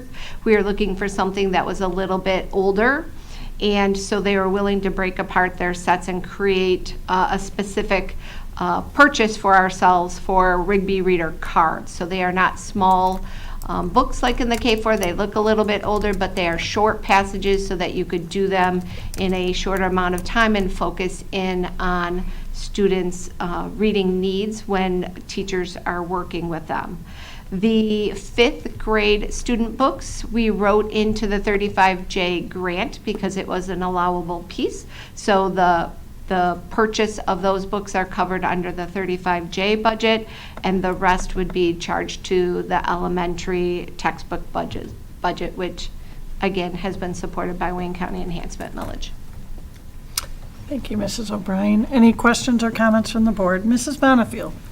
Mrs. O'Brien, when you say older, I just want to clarify, not older materials, you're referring to materials that are appropriate for older students. Correct. Sorry about that. Yes, materials that look engaging to 5th and 6th graders. Thank you. Great clarification. Thank you. Any other questions or comments? Seeing none, we have a motion by Mrs. Acosta, supported by Mrs. Bonnefield, for the approval of purchase of HMH Into Reading student journals and Rigby readers. Mrs. Acosta, would you take the roll, please? Mrs. Acosta says yes. Mrs. Bonnefield? Yes. Mrs. Burton? Yes. Mr. Johnson? Yes. Mrs. Jarvis? Yes. Mrs. Frank? Yes. President Bradford? Yes, that motion carries. Moving on to item 8G, the approval of appointment of the Wayne Risa Parent Advisory Committee, WPAC, Parent Representative. May I have a motion, please? President Bradford. Mr. Johnson. Move that the Board of Education of the Livonia Public Schools School District nominate Ms. Kara Clark for a 3-year term on the Wayne Risa Parent Advisory Committee, PAC. The 3-year term will commence on the date the nomination is approved by the Risa Board. Support. We have a motion by Mr. Johnson, supported by Mrs. Jarvis, for the approval of the appointment of the WPAC Parent Representative, Mrs. Sproul. Good evening. Good evening. So as we discussed last week during the Committee of the Whole meeting, tonight we bring forward Kara Clark for our 3-year term as our Wayne County PAC representative. Ms. Clark has served our district well in this role previously. She has served as the chairperson for the Wayne County PAC. She brings back information and schedules monthly meetings that represent the needs of parents within our community as well as all of Western Wayne County and the county as a whole. Great, thank you. Any questions or comments from the board? Seeing none, we have a motion by Mr. Johnson, supported by Mrs. Jarvis, for the approval of appointment of the Wayne Pack Parent Representative. Mrs. Acosta, would you take the roll, please? Mr. Johnson? Yes. Mrs. Jarvis? Yes. Mrs. Frank? Yes. Mrs. Burton? Yes. Mrs. Bonifield? Yes. Mrs. Acosta says yes. President Bradford? Yes, that motion carries. Moving on to item 8H, the approval of purchase of Act 18 instructional materials and supports. May I have a motion, please? President Bradford. Mrs. Bonifield. Move that the Board of Education of the Livonia Public Schools School District approve the Act 18 capital outlay technology purchased for the ASD, WorkSkill, MOCI, and VI programs for the 2024-2025 school year from CDWG in Chicago, Illinois for $46,914.40, N2Y in Huron, Ohio for $32,454.24, and Apple in Dallas, Texas for $32,785.50, for a total of $112,154.14. Reread the last number. $112,154.14. Okay. Do we have- Support. Thank you. We have a motion by Mrs. Bonifield, supported by Mrs. Frank, for the approval of purchase of Act 18 instructional materials and supports. Mrs. Sproul. So we discussed these in great detail last week as well, and we are thrilled to bring forward some technology needs for our students in our specialized programs. These supports are supported through Act 18 funds and will bring both technology and curriculum supports to our learners and really help them to have that voice to communicate within their classrooms. Thank you, Mrs. Sproul. Any questions or comments? Seeing none, we have a motion by Mrs. Bonifield, supported by Mrs. Frank, for the approval of purchase of Act 18 instructional materials and supports. Mrs. Acosta, would you take the roll, please? Mrs. Bonifield? Yes. Mrs. Frank? Yes. Mrs. Burton? Yes. Mrs. Jarvis? Yes. Mr. Johnson? Yes. Mrs. Acosta says yes. President Bradford? Yes, and that motion carries. Moving on to item 8I, the approval of purchase of 35J preschool books. May I have a motion, please? President Bradford. Mrs. Jarvis. Move that the Board of Education of the Livonia Public Schools School District approve the purchase of books to support literacy development through the purchase of 5 books for each student in our preschool programs from Scholastic, Follett, and Amazon for a total purchase of $30,000. Support. We have a motion by Mrs. Jarvis, supported by Mrs. Bonifield, for the approval of purchase of 35J preschool books, and we're going to hear from Mrs. O'Brien. Thank you, President Bradford. Last month, I brought to you over $290,000 worth of books for our elementary students that we budgeted in the 35J grant that we applied and received from the state of Michigan. We also put into that grant $30,000 to buy our preschoolers 5 books for them to take home and have over the summer. So this recommendation is to have that budget available to our early childhood teachers and Dr. Dodge so that those students can choose 5 books to keep for themselves and take home. Thank you, Mrs. O'Brien. Any questions or comments from the board? Seeing none, we have a motion by Mrs. Jarvis, supported by Mrs. Bonifield, for the approval of purchase of 35J preschool books. Mrs. Acosta, would you take the roll, please? Mrs. Jarvis? Yes. Mrs. Bonifield? Yes. Mrs. Burton? Yes. Mrs. Frank? Yes. Mr. Johnson? Yes. Mrs. Acosta says yes. President Bradford? Yes, that motion carries.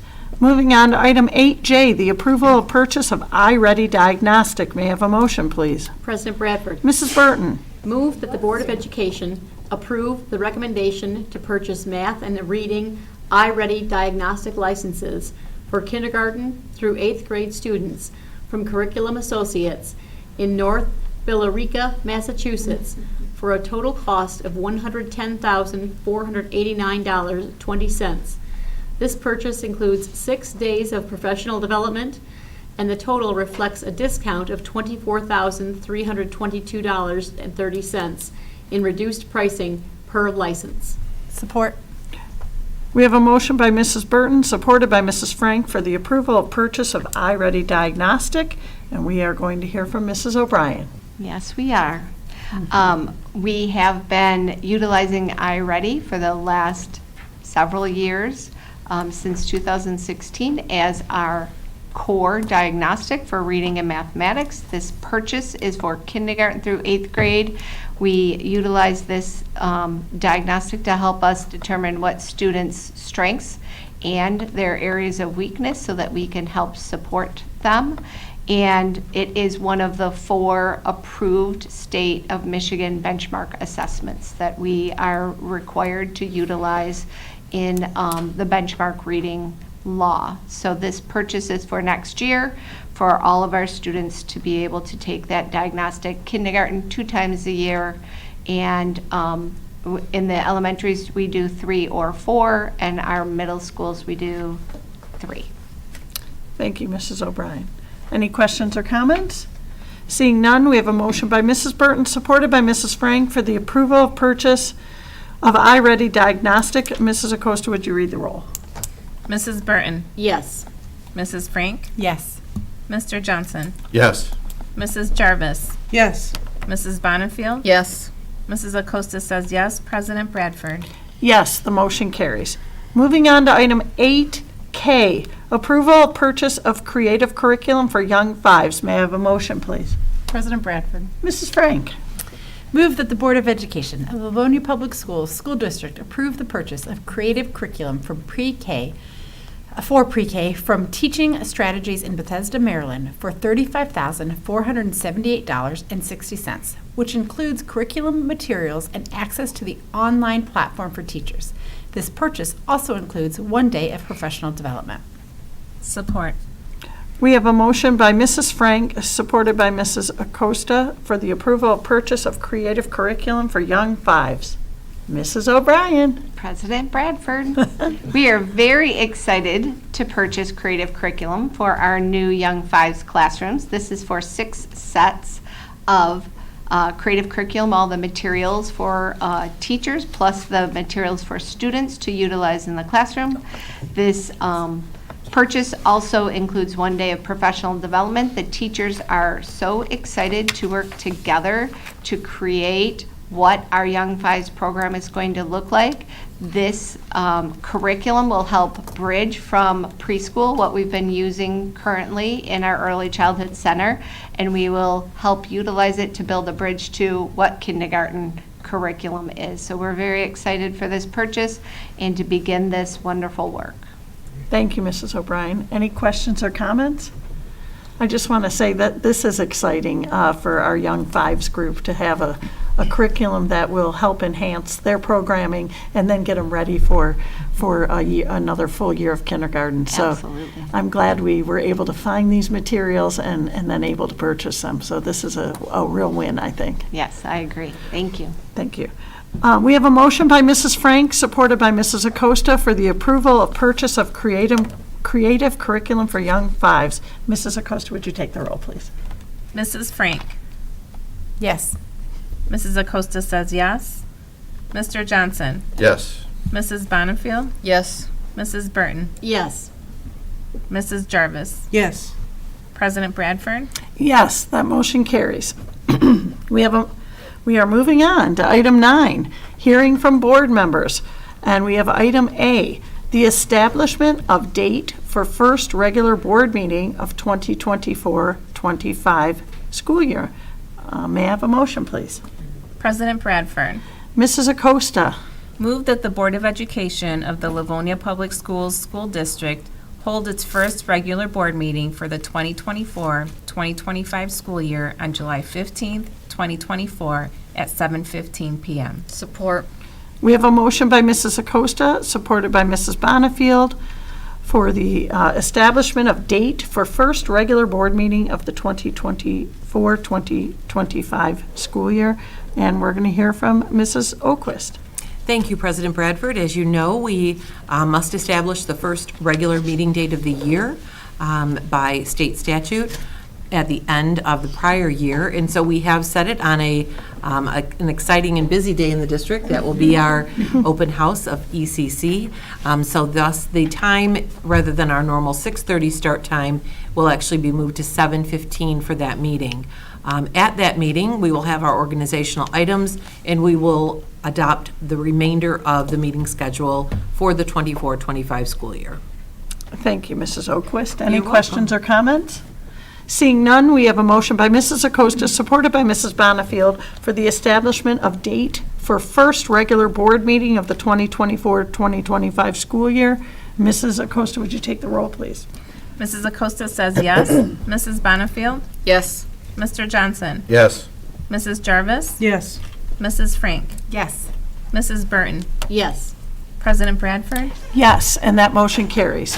Moving on to item 9B, the approval of the in-district MASB Superintendent Evaluation and Rater Reliability Training Workshop. May I have a motion, please? President Bradford, Mr. Johnson.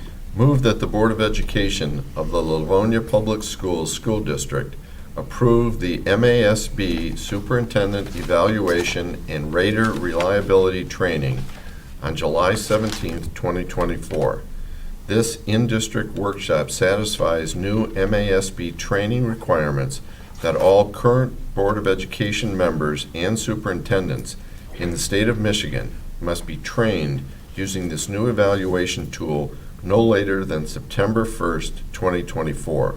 The total cost of this workshop shall not exceed $1,600. Support.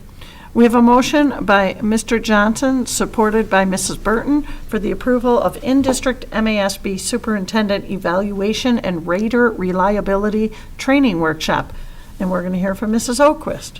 Thank you so much, President Bradford. Based on laws that were passed in this past year by the state legislature, we are required, as are all administrators in the school district, in our district and across the states, to be trained with rater reliability training on the evaluation tool which they utilize. So for instance, our principals will be going through that rater reliability training, our cabinet members will be doing the same, and then our Board of Education and I will be also going through the training appropriate to the superintendent tool utilized by MAS, or created by MASB and utilized by our board. And as you know, per board policy BBBC, we are required to have prior approval of this expenditure. Thank you. Any questions or comments? Seeing none, we have a motion by Mr. Johnson, supported by Mrs. Burton, for the approval of in-district MASB Superintendent Evaluation and Rater Reliability Training Workshop. Mrs. Acosta, would you take the roll, please? Mr. Johnson? Yes. Mrs. Burton? Yes. Mrs. Jarvis? Yes. Mrs. Frank? Yes. Mrs. Bonnefield? Yes. Mrs. Acosta says yes. President Bradford? Yes, that motion carries. Moving on to item 9C, these policies that we're going to go through right now, several of them for the next few, are first readings, so they do not require a motion at this time. They will when we go to do the second reading. So 9C is the first reading of board policy, bylaws of the board, and it's board operations. And it's BBBC, member expenses and development opportunities. And I'm going to turn this over to Mrs. Oquist. Thank you, President Bradford. As evidenced by our prior item, we are required to seek approval of the board prior to any expenditure of the district for board member training and any costs related to that. We do have the ability to change our bylaws to reflect our intent to have one approval process at the start of every year that is intended to cover the training that will take place over the course of the year. And so I'm just going to read the addition to that policy. Board members are encouraged to attend educational, leadership, and developmental classes, workshops, conferences, and seminars that may assist them in the performance of their duties. Members may be reimbursed for their actual and necessary expenses, which include registration fees, cost of travel, lodging, and meals, not including alcoholic beverages. So we will still meet the requirement to have prior approval, but we will bring forward a request for approval at the August meeting for the board to pre-approve expenditures over the course of the year. There is a bullet on here that has been added on any board expenditures associated with out-of-state events, travel, etc., or any board expense that totals $750 or more must be brought to a voting board meeting separate from the annual pre-approval process for approval prior to the expense being incurred. So we will be changing this slightly rather than having this at almost every meeting because our board is very active in their own professional development. We will have one pre-approval process at the start of every year, and then only for out-of-state travel or large expenditures would we need to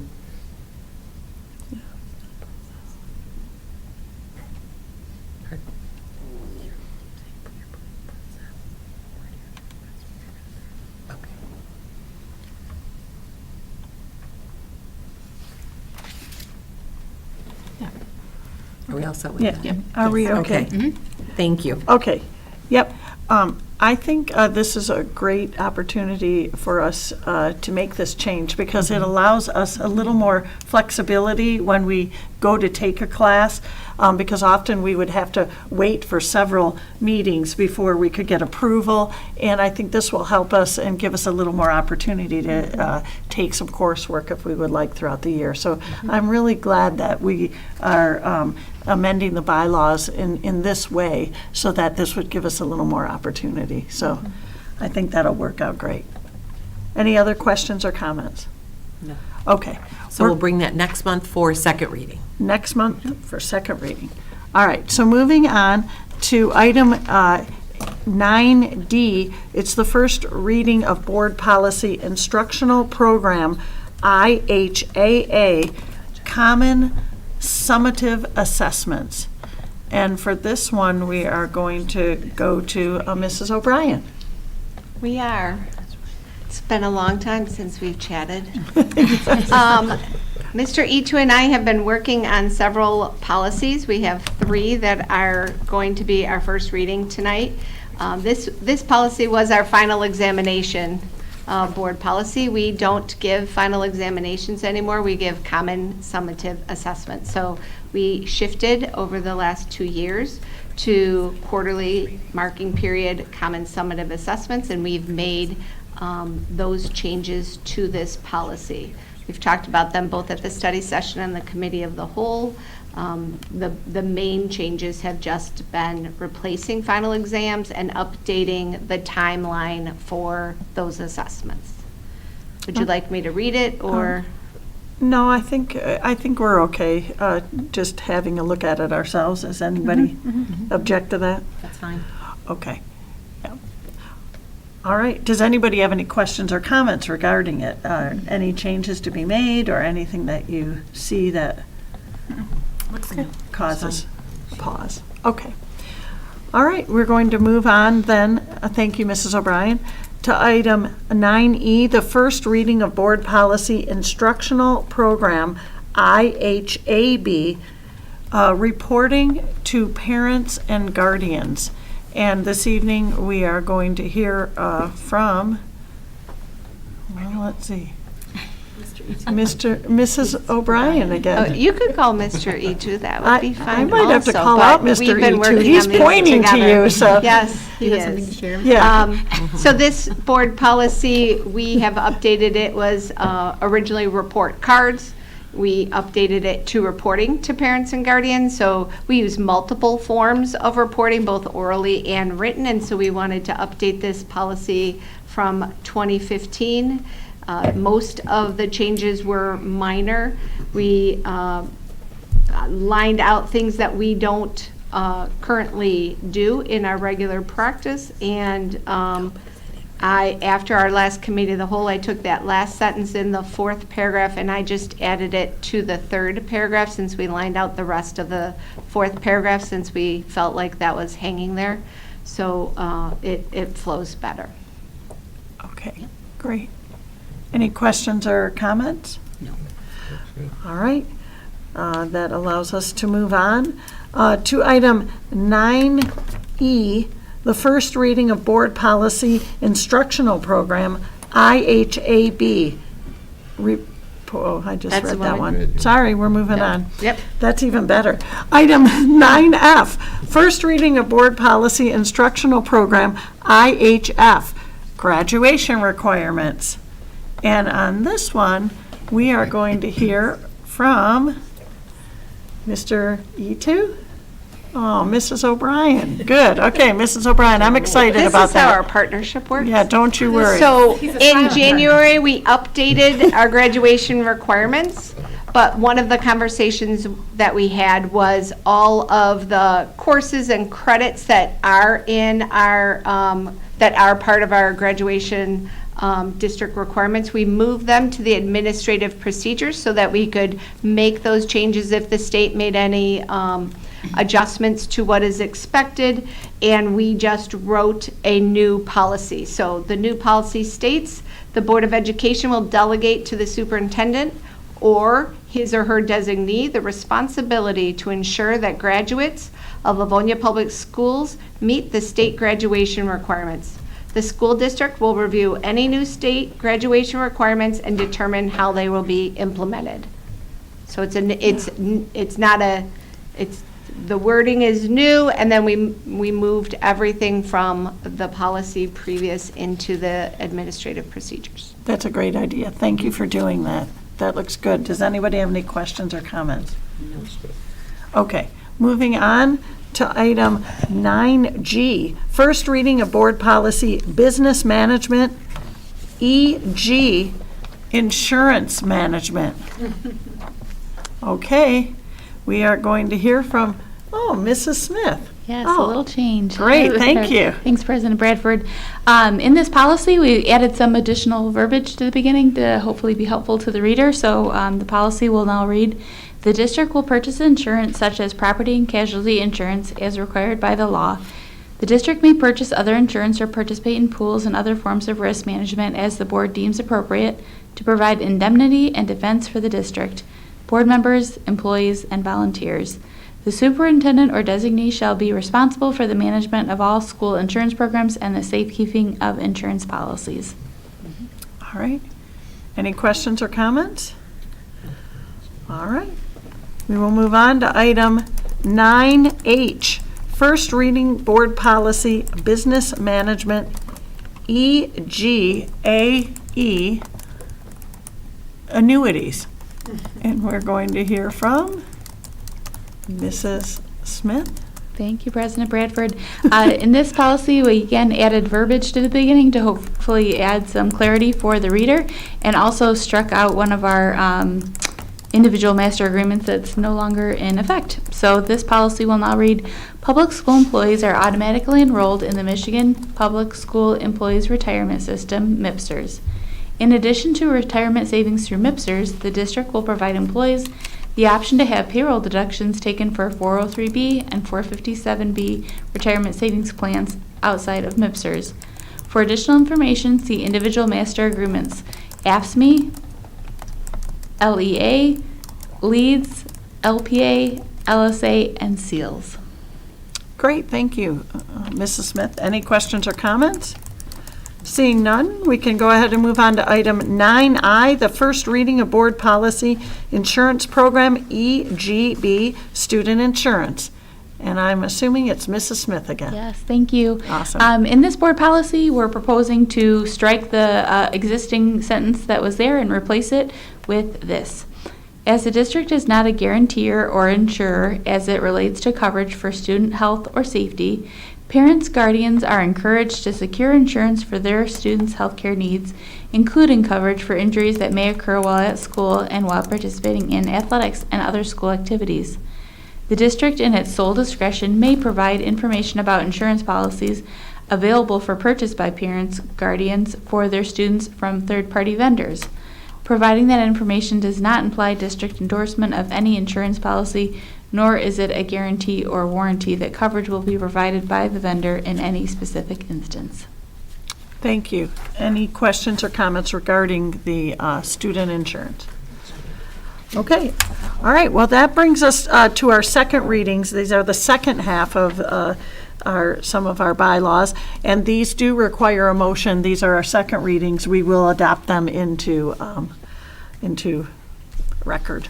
So we're going on to item 9J, and this, may I have, oh, I'm sorry, this is the second reading of Board Policy Instructional Program, ICFA, Curriculum, Guides, and Course Outlines. May I have a motion, please? President Bradford. Mrs. Bonifield. Move that the Board of Education of the Livonia Public Schools School District accept the recommendation of the Policy Committee and adopt board policy language per the attached document for Board Policy ICFA, Curriculum, Guides, and Course Outlines. Support. We have a motion by Mrs.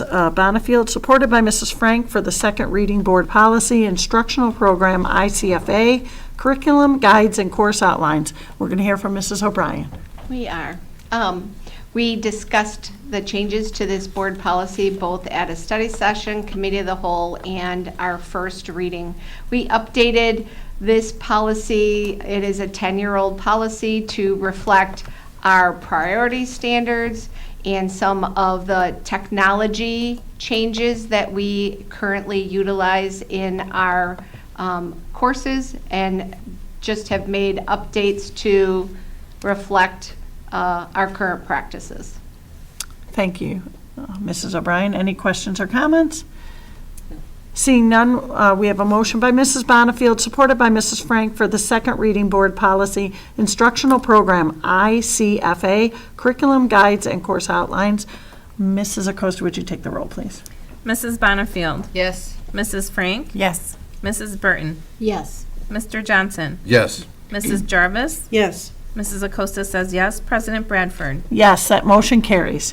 Moving on to item 9K, second reading Board Policy Educational Programming, IDA, Basic Instructional Programs. May I have a motion, please? President Bradford. Mrs. Jarvis. Move that the Board of Education of the Livonia Public Schools School District accept the recommendation of the Policy Committee and adopt board policy language per the attached document for Board Policy IDA, Basic Instructional Programs. Support. We have a motion by Mrs. Jarvis, supported by Mrs. Frank, for the second reading Board Policy Educational Programming, IDA, Basic Instructional Programs. And Mrs. O'Brien. President Burton, I have a question. The policy's title has been updated to educational programming, and we read that, but then when we just stated to vote, it was back to the original title of Basic Instructional Program. So do we need to read that again? So we updated the policy to change the title from Basic Instructional Program to Educational Program. Oh, basic education. We do need to change. Yes, we will have to, okay. Just educational programs. Okay. Shall I reread it? Yep, we have a motion by Mrs. Jarvis for the second reading of Board Policy Educational Programming, IDA, Basic Educational Program. Not basic. Educational programming. Oh, not basic. No basic. Educational programming. Let me reread it. Please. Move that the Board of Education of the Livonia Public Schools School District accept the recommendation of the Policy Committee and adopt board policy language per the attached document for Board Policy IDA, Educational Programs. Support. Thank you. We have a motion by Mrs. Jarvis, supported by Mrs. Frank, for the second reading Board Policy Educational Programming, IDA, Educational Programs. We will programs. Programming. Oh, for goodness sakes. Okay, programming. Mrs. O'Brien. President Bradford, we updated this board policy to reflect that our educational programming is for preschool through post-secondary, so updating some of the ages that we currently educate. And then wanted to make sure we added in that we meet the academic, social, emotional, career, and college needs of our student. Those things have been, updated in the past 10 years. And that we would establish and enforce any policies and standards for the equitable educational programming for our students. So we took the old policy and we updated it to meet the needs of today's students. Thank you, Mrs. O'Brien, and thank you for changing the title. We have a motion by Mrs. Jarvis, supported by Mrs. Frank, for the second reading of Board Policy Educational Programming, IDA Educational Programming. Mrs. Acosta, would you take the roll, please? Mrs. Jarvis? Yes. Mrs. Frank? Yes. Mr. Johnson? Yes. Mrs. Bonnefield? Yes. Mrs. Burton? Yes. Mrs. Acosta says yes. President Bradford? Yes, and that motion carries. Moving on to item 9L, the second reading of Board Policy Instructional Program, IDDB, Multi-Tiered System of Supports. May I have a motion, please? President Bradford, Mrs. Burton. move that the Board of Education of the Livonia Public Schools School District accept the recommendation of the Policy Committee and adopt board policy language per the attached document for Board Policy IDDB, Multi-Tiered Systems of Supports. Support. We have a motion by Mrs. Burton, supported by Mrs. Acosta, for the second reading Board Policy Instructional Program, IDDB, Multi-Tiered System of Support. And Mrs. O'Brien. Thank you, President Burton. I'm Mrs. Bradford, but it's okay. President Bradford. Thank you, President Bradford. You're welcome. This policy is from 1988, and we rewrote it. It was originally remedial education, and we have updated it and have written it so that Livonia Public Schools School District will provide a multi-tiered system of support that supports the instructional and behavioral supports to students who need additional time, instruction, or guidance to meet grade level standards. The school district will abide by federal and state laws when providing interventions and supports. Thank you, Mrs. O'Brien. Any questions or comments regarding? Seeing none, we have a motion by Mrs. Burton, supported by Mrs. Acosta, for the second reading Board Policy Instructional Program, IDDB, Multi-Tiered System of Supports. May I, Mrs. Acosta, would you take the roll? Mrs. Burton? Yes. Mrs. Acosta says yes. Mrs. Bonnefield? Yes. Mrs. Frank? Yes. Mrs. Jarvis? Yes. Mr. Johnson? Yes. President Bradford? Yes, and that motion carries. The next motion, or the next item, is item 9M. It's the second reading of Board Policy Students JN, Letter Jackets, Letter Awards, and Scholarships. May I have a motion, please? President Bradford. Mrs. Frank. Move that the Board of Education of the Livonia Public... I'll try it again. Mrs. Bradford. Move that the Board of Education of the Livonia Public Schools School District accept the recommendation of the Policy Committee and adopt board policy language per the attached document for Board Policy JN, Letter Jackets, Letter Awards, and Scholarships. Support. We have a motion by Mrs. Frank, supported by, was that Mrs. Burton too? It was a lot. It was a lot, I can tell you. I'm going to go with Mrs. Burton. For second reading of Board Policy Students JN, Letter Jackets, Letter Awards, and Scholarships. And we are going to hear from Mr. E2. You are.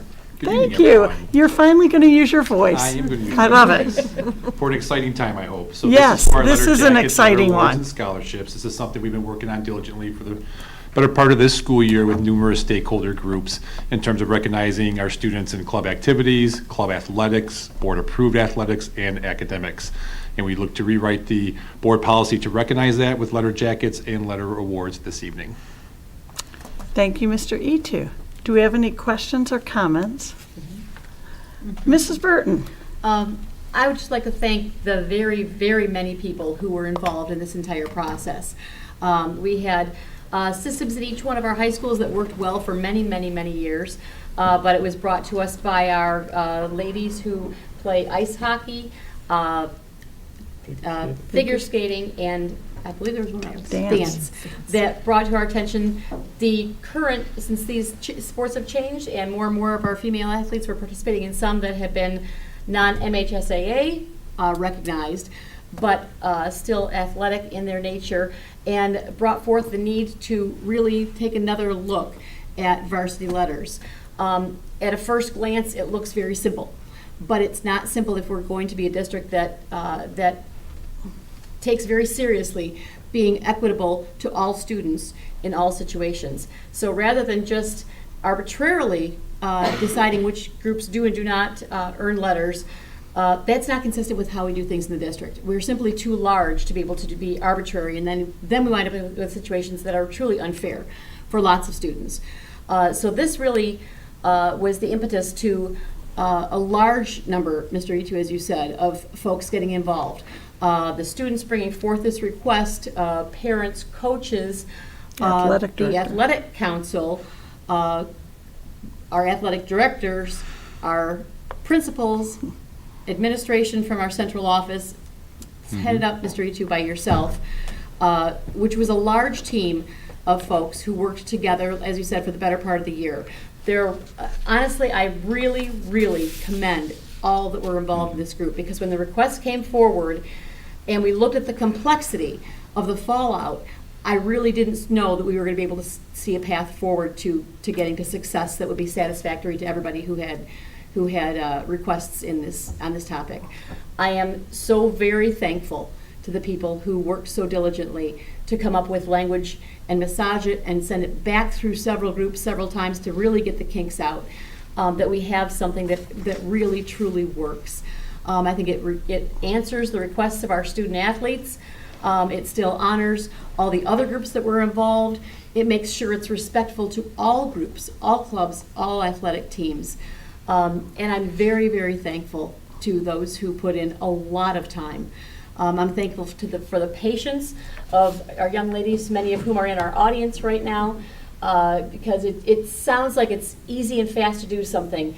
But when you're a really large district, we've got a lot of benefits, but it does take some time to go through some processes. So thank you for the patience on those who brought this request forward. And I'm very, very excited that it's finally at a final vote tonight. Thank you, Mrs. Burton. That was really well said. Again, it was a difficult process, but I think, and it took a lot of time, but I think that was so beneficial. And I think it's a wonderful, I'm glad that we have adopted this board policy to reflect all parties that were interested in seeing some change. So very happy about that. Any other questions or comments? I do want to say, I would just want to commend the girls' hockey team is sitting here, and they have been here since 6:30 this evening to hear the vote, which I think is a real testament to all the work and what they want to see happen in the district. So thank you for being here tonight. Mrs. Frank. And I also just want to say, I echo all the words, but I just also want to address the young ladies who are here, because I think it's a piece, and this is an example of following a leader and following somebody, and a relatively small amount of people making big changes. And so I hope that you will take this lesson into life as you see things that you want to get changed. A few people who are strong voices and who are articulate and who can speak well and who can make a case for what you're asking for and are reasonable, it can go a long way. And so the future generations of hockey players, thank you, and the future generations.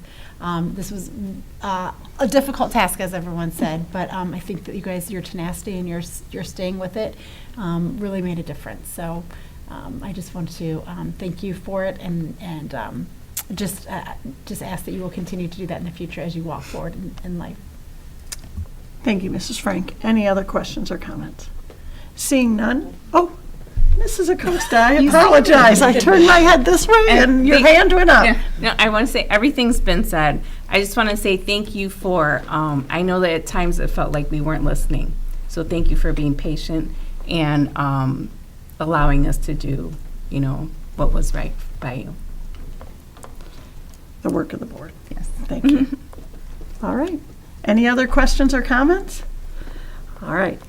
We have a motion by Mrs. Frank, supported by Mrs. Burton, for the second reading board policy students JN letter jackets, letter awards, and scholarships. Mrs. Acosta, would you take the roll, please? Mrs. Frank. Yes. Mrs. Burton. Yes. Mrs. Bonnefield. Yes. Mrs. Jarvis. Yes. Mr. Johnson. Yes. Mrs. Acosta says yes. President Bradford. Yes, and that motion carries. Go ahead.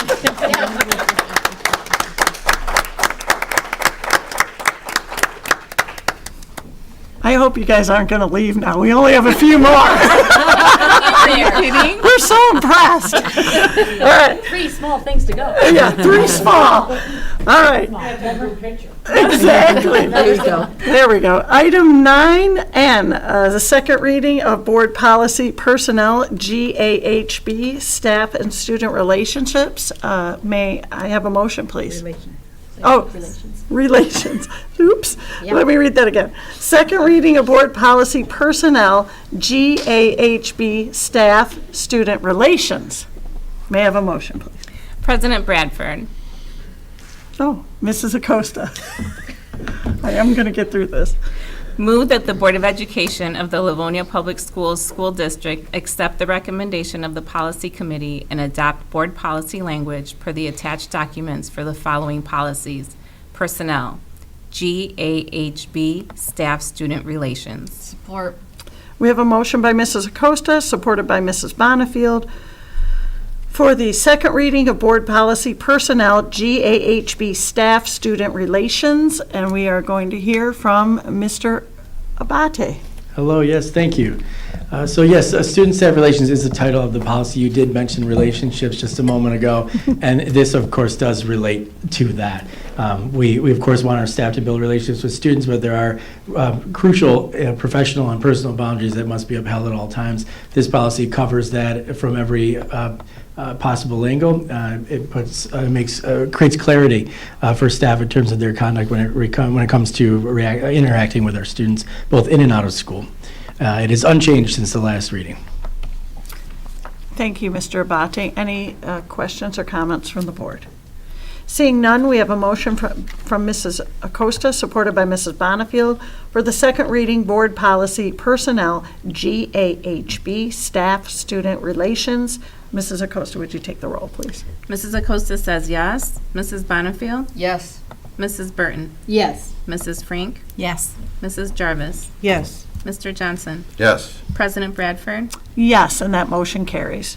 Moving on to item 9O, second reading Board Policy Personnel, GAHC, Digital Communications. May I have a motion, please? President Bradford. Mr. Johnson. Move that the Board of Education of the Livonia Public Schools School District accept the recommendation of the Policy Committee and adopt board policy language per the attached documents for the following policies. Personnel, GAHC, Digital Communications. Support. We have a motion by Mr. Johnson, supported by Mrs. Burton, for the second reading Board Policy Personnel, GAHC, Digital Communications, and we are going to hear from Mr. Abate. Yes, thank you very much. This is a new policy, and we feel a much-needed policy to lay out expectations and guidelines for the use of digital communication by our staff, both in terms of public use in our facilities and with our equipment, but also personal use, speaking to the notion that the crucial idea that our staff represent us at all times, and that our expectations for their digital communication that is publicly available is appropriate and professional. And again, this is a policy, it reads as it does, as it has in the first reading. Thank you, Mr. Abate. Any questions and comments from the board? Seeing none, we have a motion by Mr. Johnson, supported by Mrs. Burton, for the second reading Board Policy Personnel, GAHC, Digital Communications. Mrs. Acosta, would you read the roll, please? Mr. Johnson. Yes. Mrs. Burton. Yes. Mrs. Frank. Yes. Mrs. Jarvis. Yes. Mrs. Bonnefield. Yes. Mrs. Acosta says yes. President Bradford. Yes, that motion carries. Moving on to item 9P, second reading, board policy, students, JGFG, accidents and illness. May I have a motion, please? President Bradford, Mrs. Bonnefield. move that the Board of Education of the Livonia Public Schools School District accept the recommendation of the Policy Committee and adopt board policy language per the attached document for board policy JGFG, accidents and illness. Support. We have a motion by Mrs. Bonnefield, supported by Mrs. Jarvis, for the second reading board policy, students, JGFG, accidents and illness. And we're going to hear from Mr. Green. Boy, that's somebody new this evening at the very end. Well, I'm glad you hello, got it in everyone. here. A great night of celebration, isn't it? Yes, it is. As a reminder, this is our policy when we took a look at our procedures for our MyStar and our enrollment confirmation that we do each year. And in that policy, we really focused on our administrative procedures and how we're going to be updating those, because we're moving to an online format, which is different than the traditional emergency pink cards that we did for decades. Okay, great, thank you. Any questions or comments? I guess we're keeping up with the times, moving into digital, right? Okay, sounds good. We have a motion by Mrs. Bonnefield, supported by Mrs. Jarvis, for the second reading board policy, students, JGFG, accidents and illness. Mrs. Acosta, would you take the roll, please? Mrs. Bonnefield. Yes. Mrs. Burton. Yes. Mrs. Frank. Yes. Mrs. Jarvis. Yes. Mr. Johnson. Yes. Mrs. Acosta says yes. President Bradford. Yes, and that motion carries. The next item is 9Q, actually. We got all the way to Q tonight, and this is called Hearing from Board Members. This will take about another 20 minutes. I'm sure we're all going to have something to say this evening. Does anybody have anything that they'd like to say after this wonderful meeting? Oh, Mrs. Jarvis. Thank you. I just wanted to wish Eid Mubarak to all the members of our community who are celebrating Eid al-Adha over these last few days. Thank you, Mrs. Jarvis. I only have one thing to say. I hope everybody has a wonderful summer. I know it's already started for our schools, our kiddos, but I would like to hope that all our families enjoy some nice, relaxing time off. And I hope you keep reading. We want all those kiddos to keep reading all those books that they got with their for summertime. So keep up on your reading, and we're going to see you back in August here. July. We're coming back in July, but we'll see you all back in August. Is there any other business before this board tonight? We are adjourned. Good night, everybody. Thank you.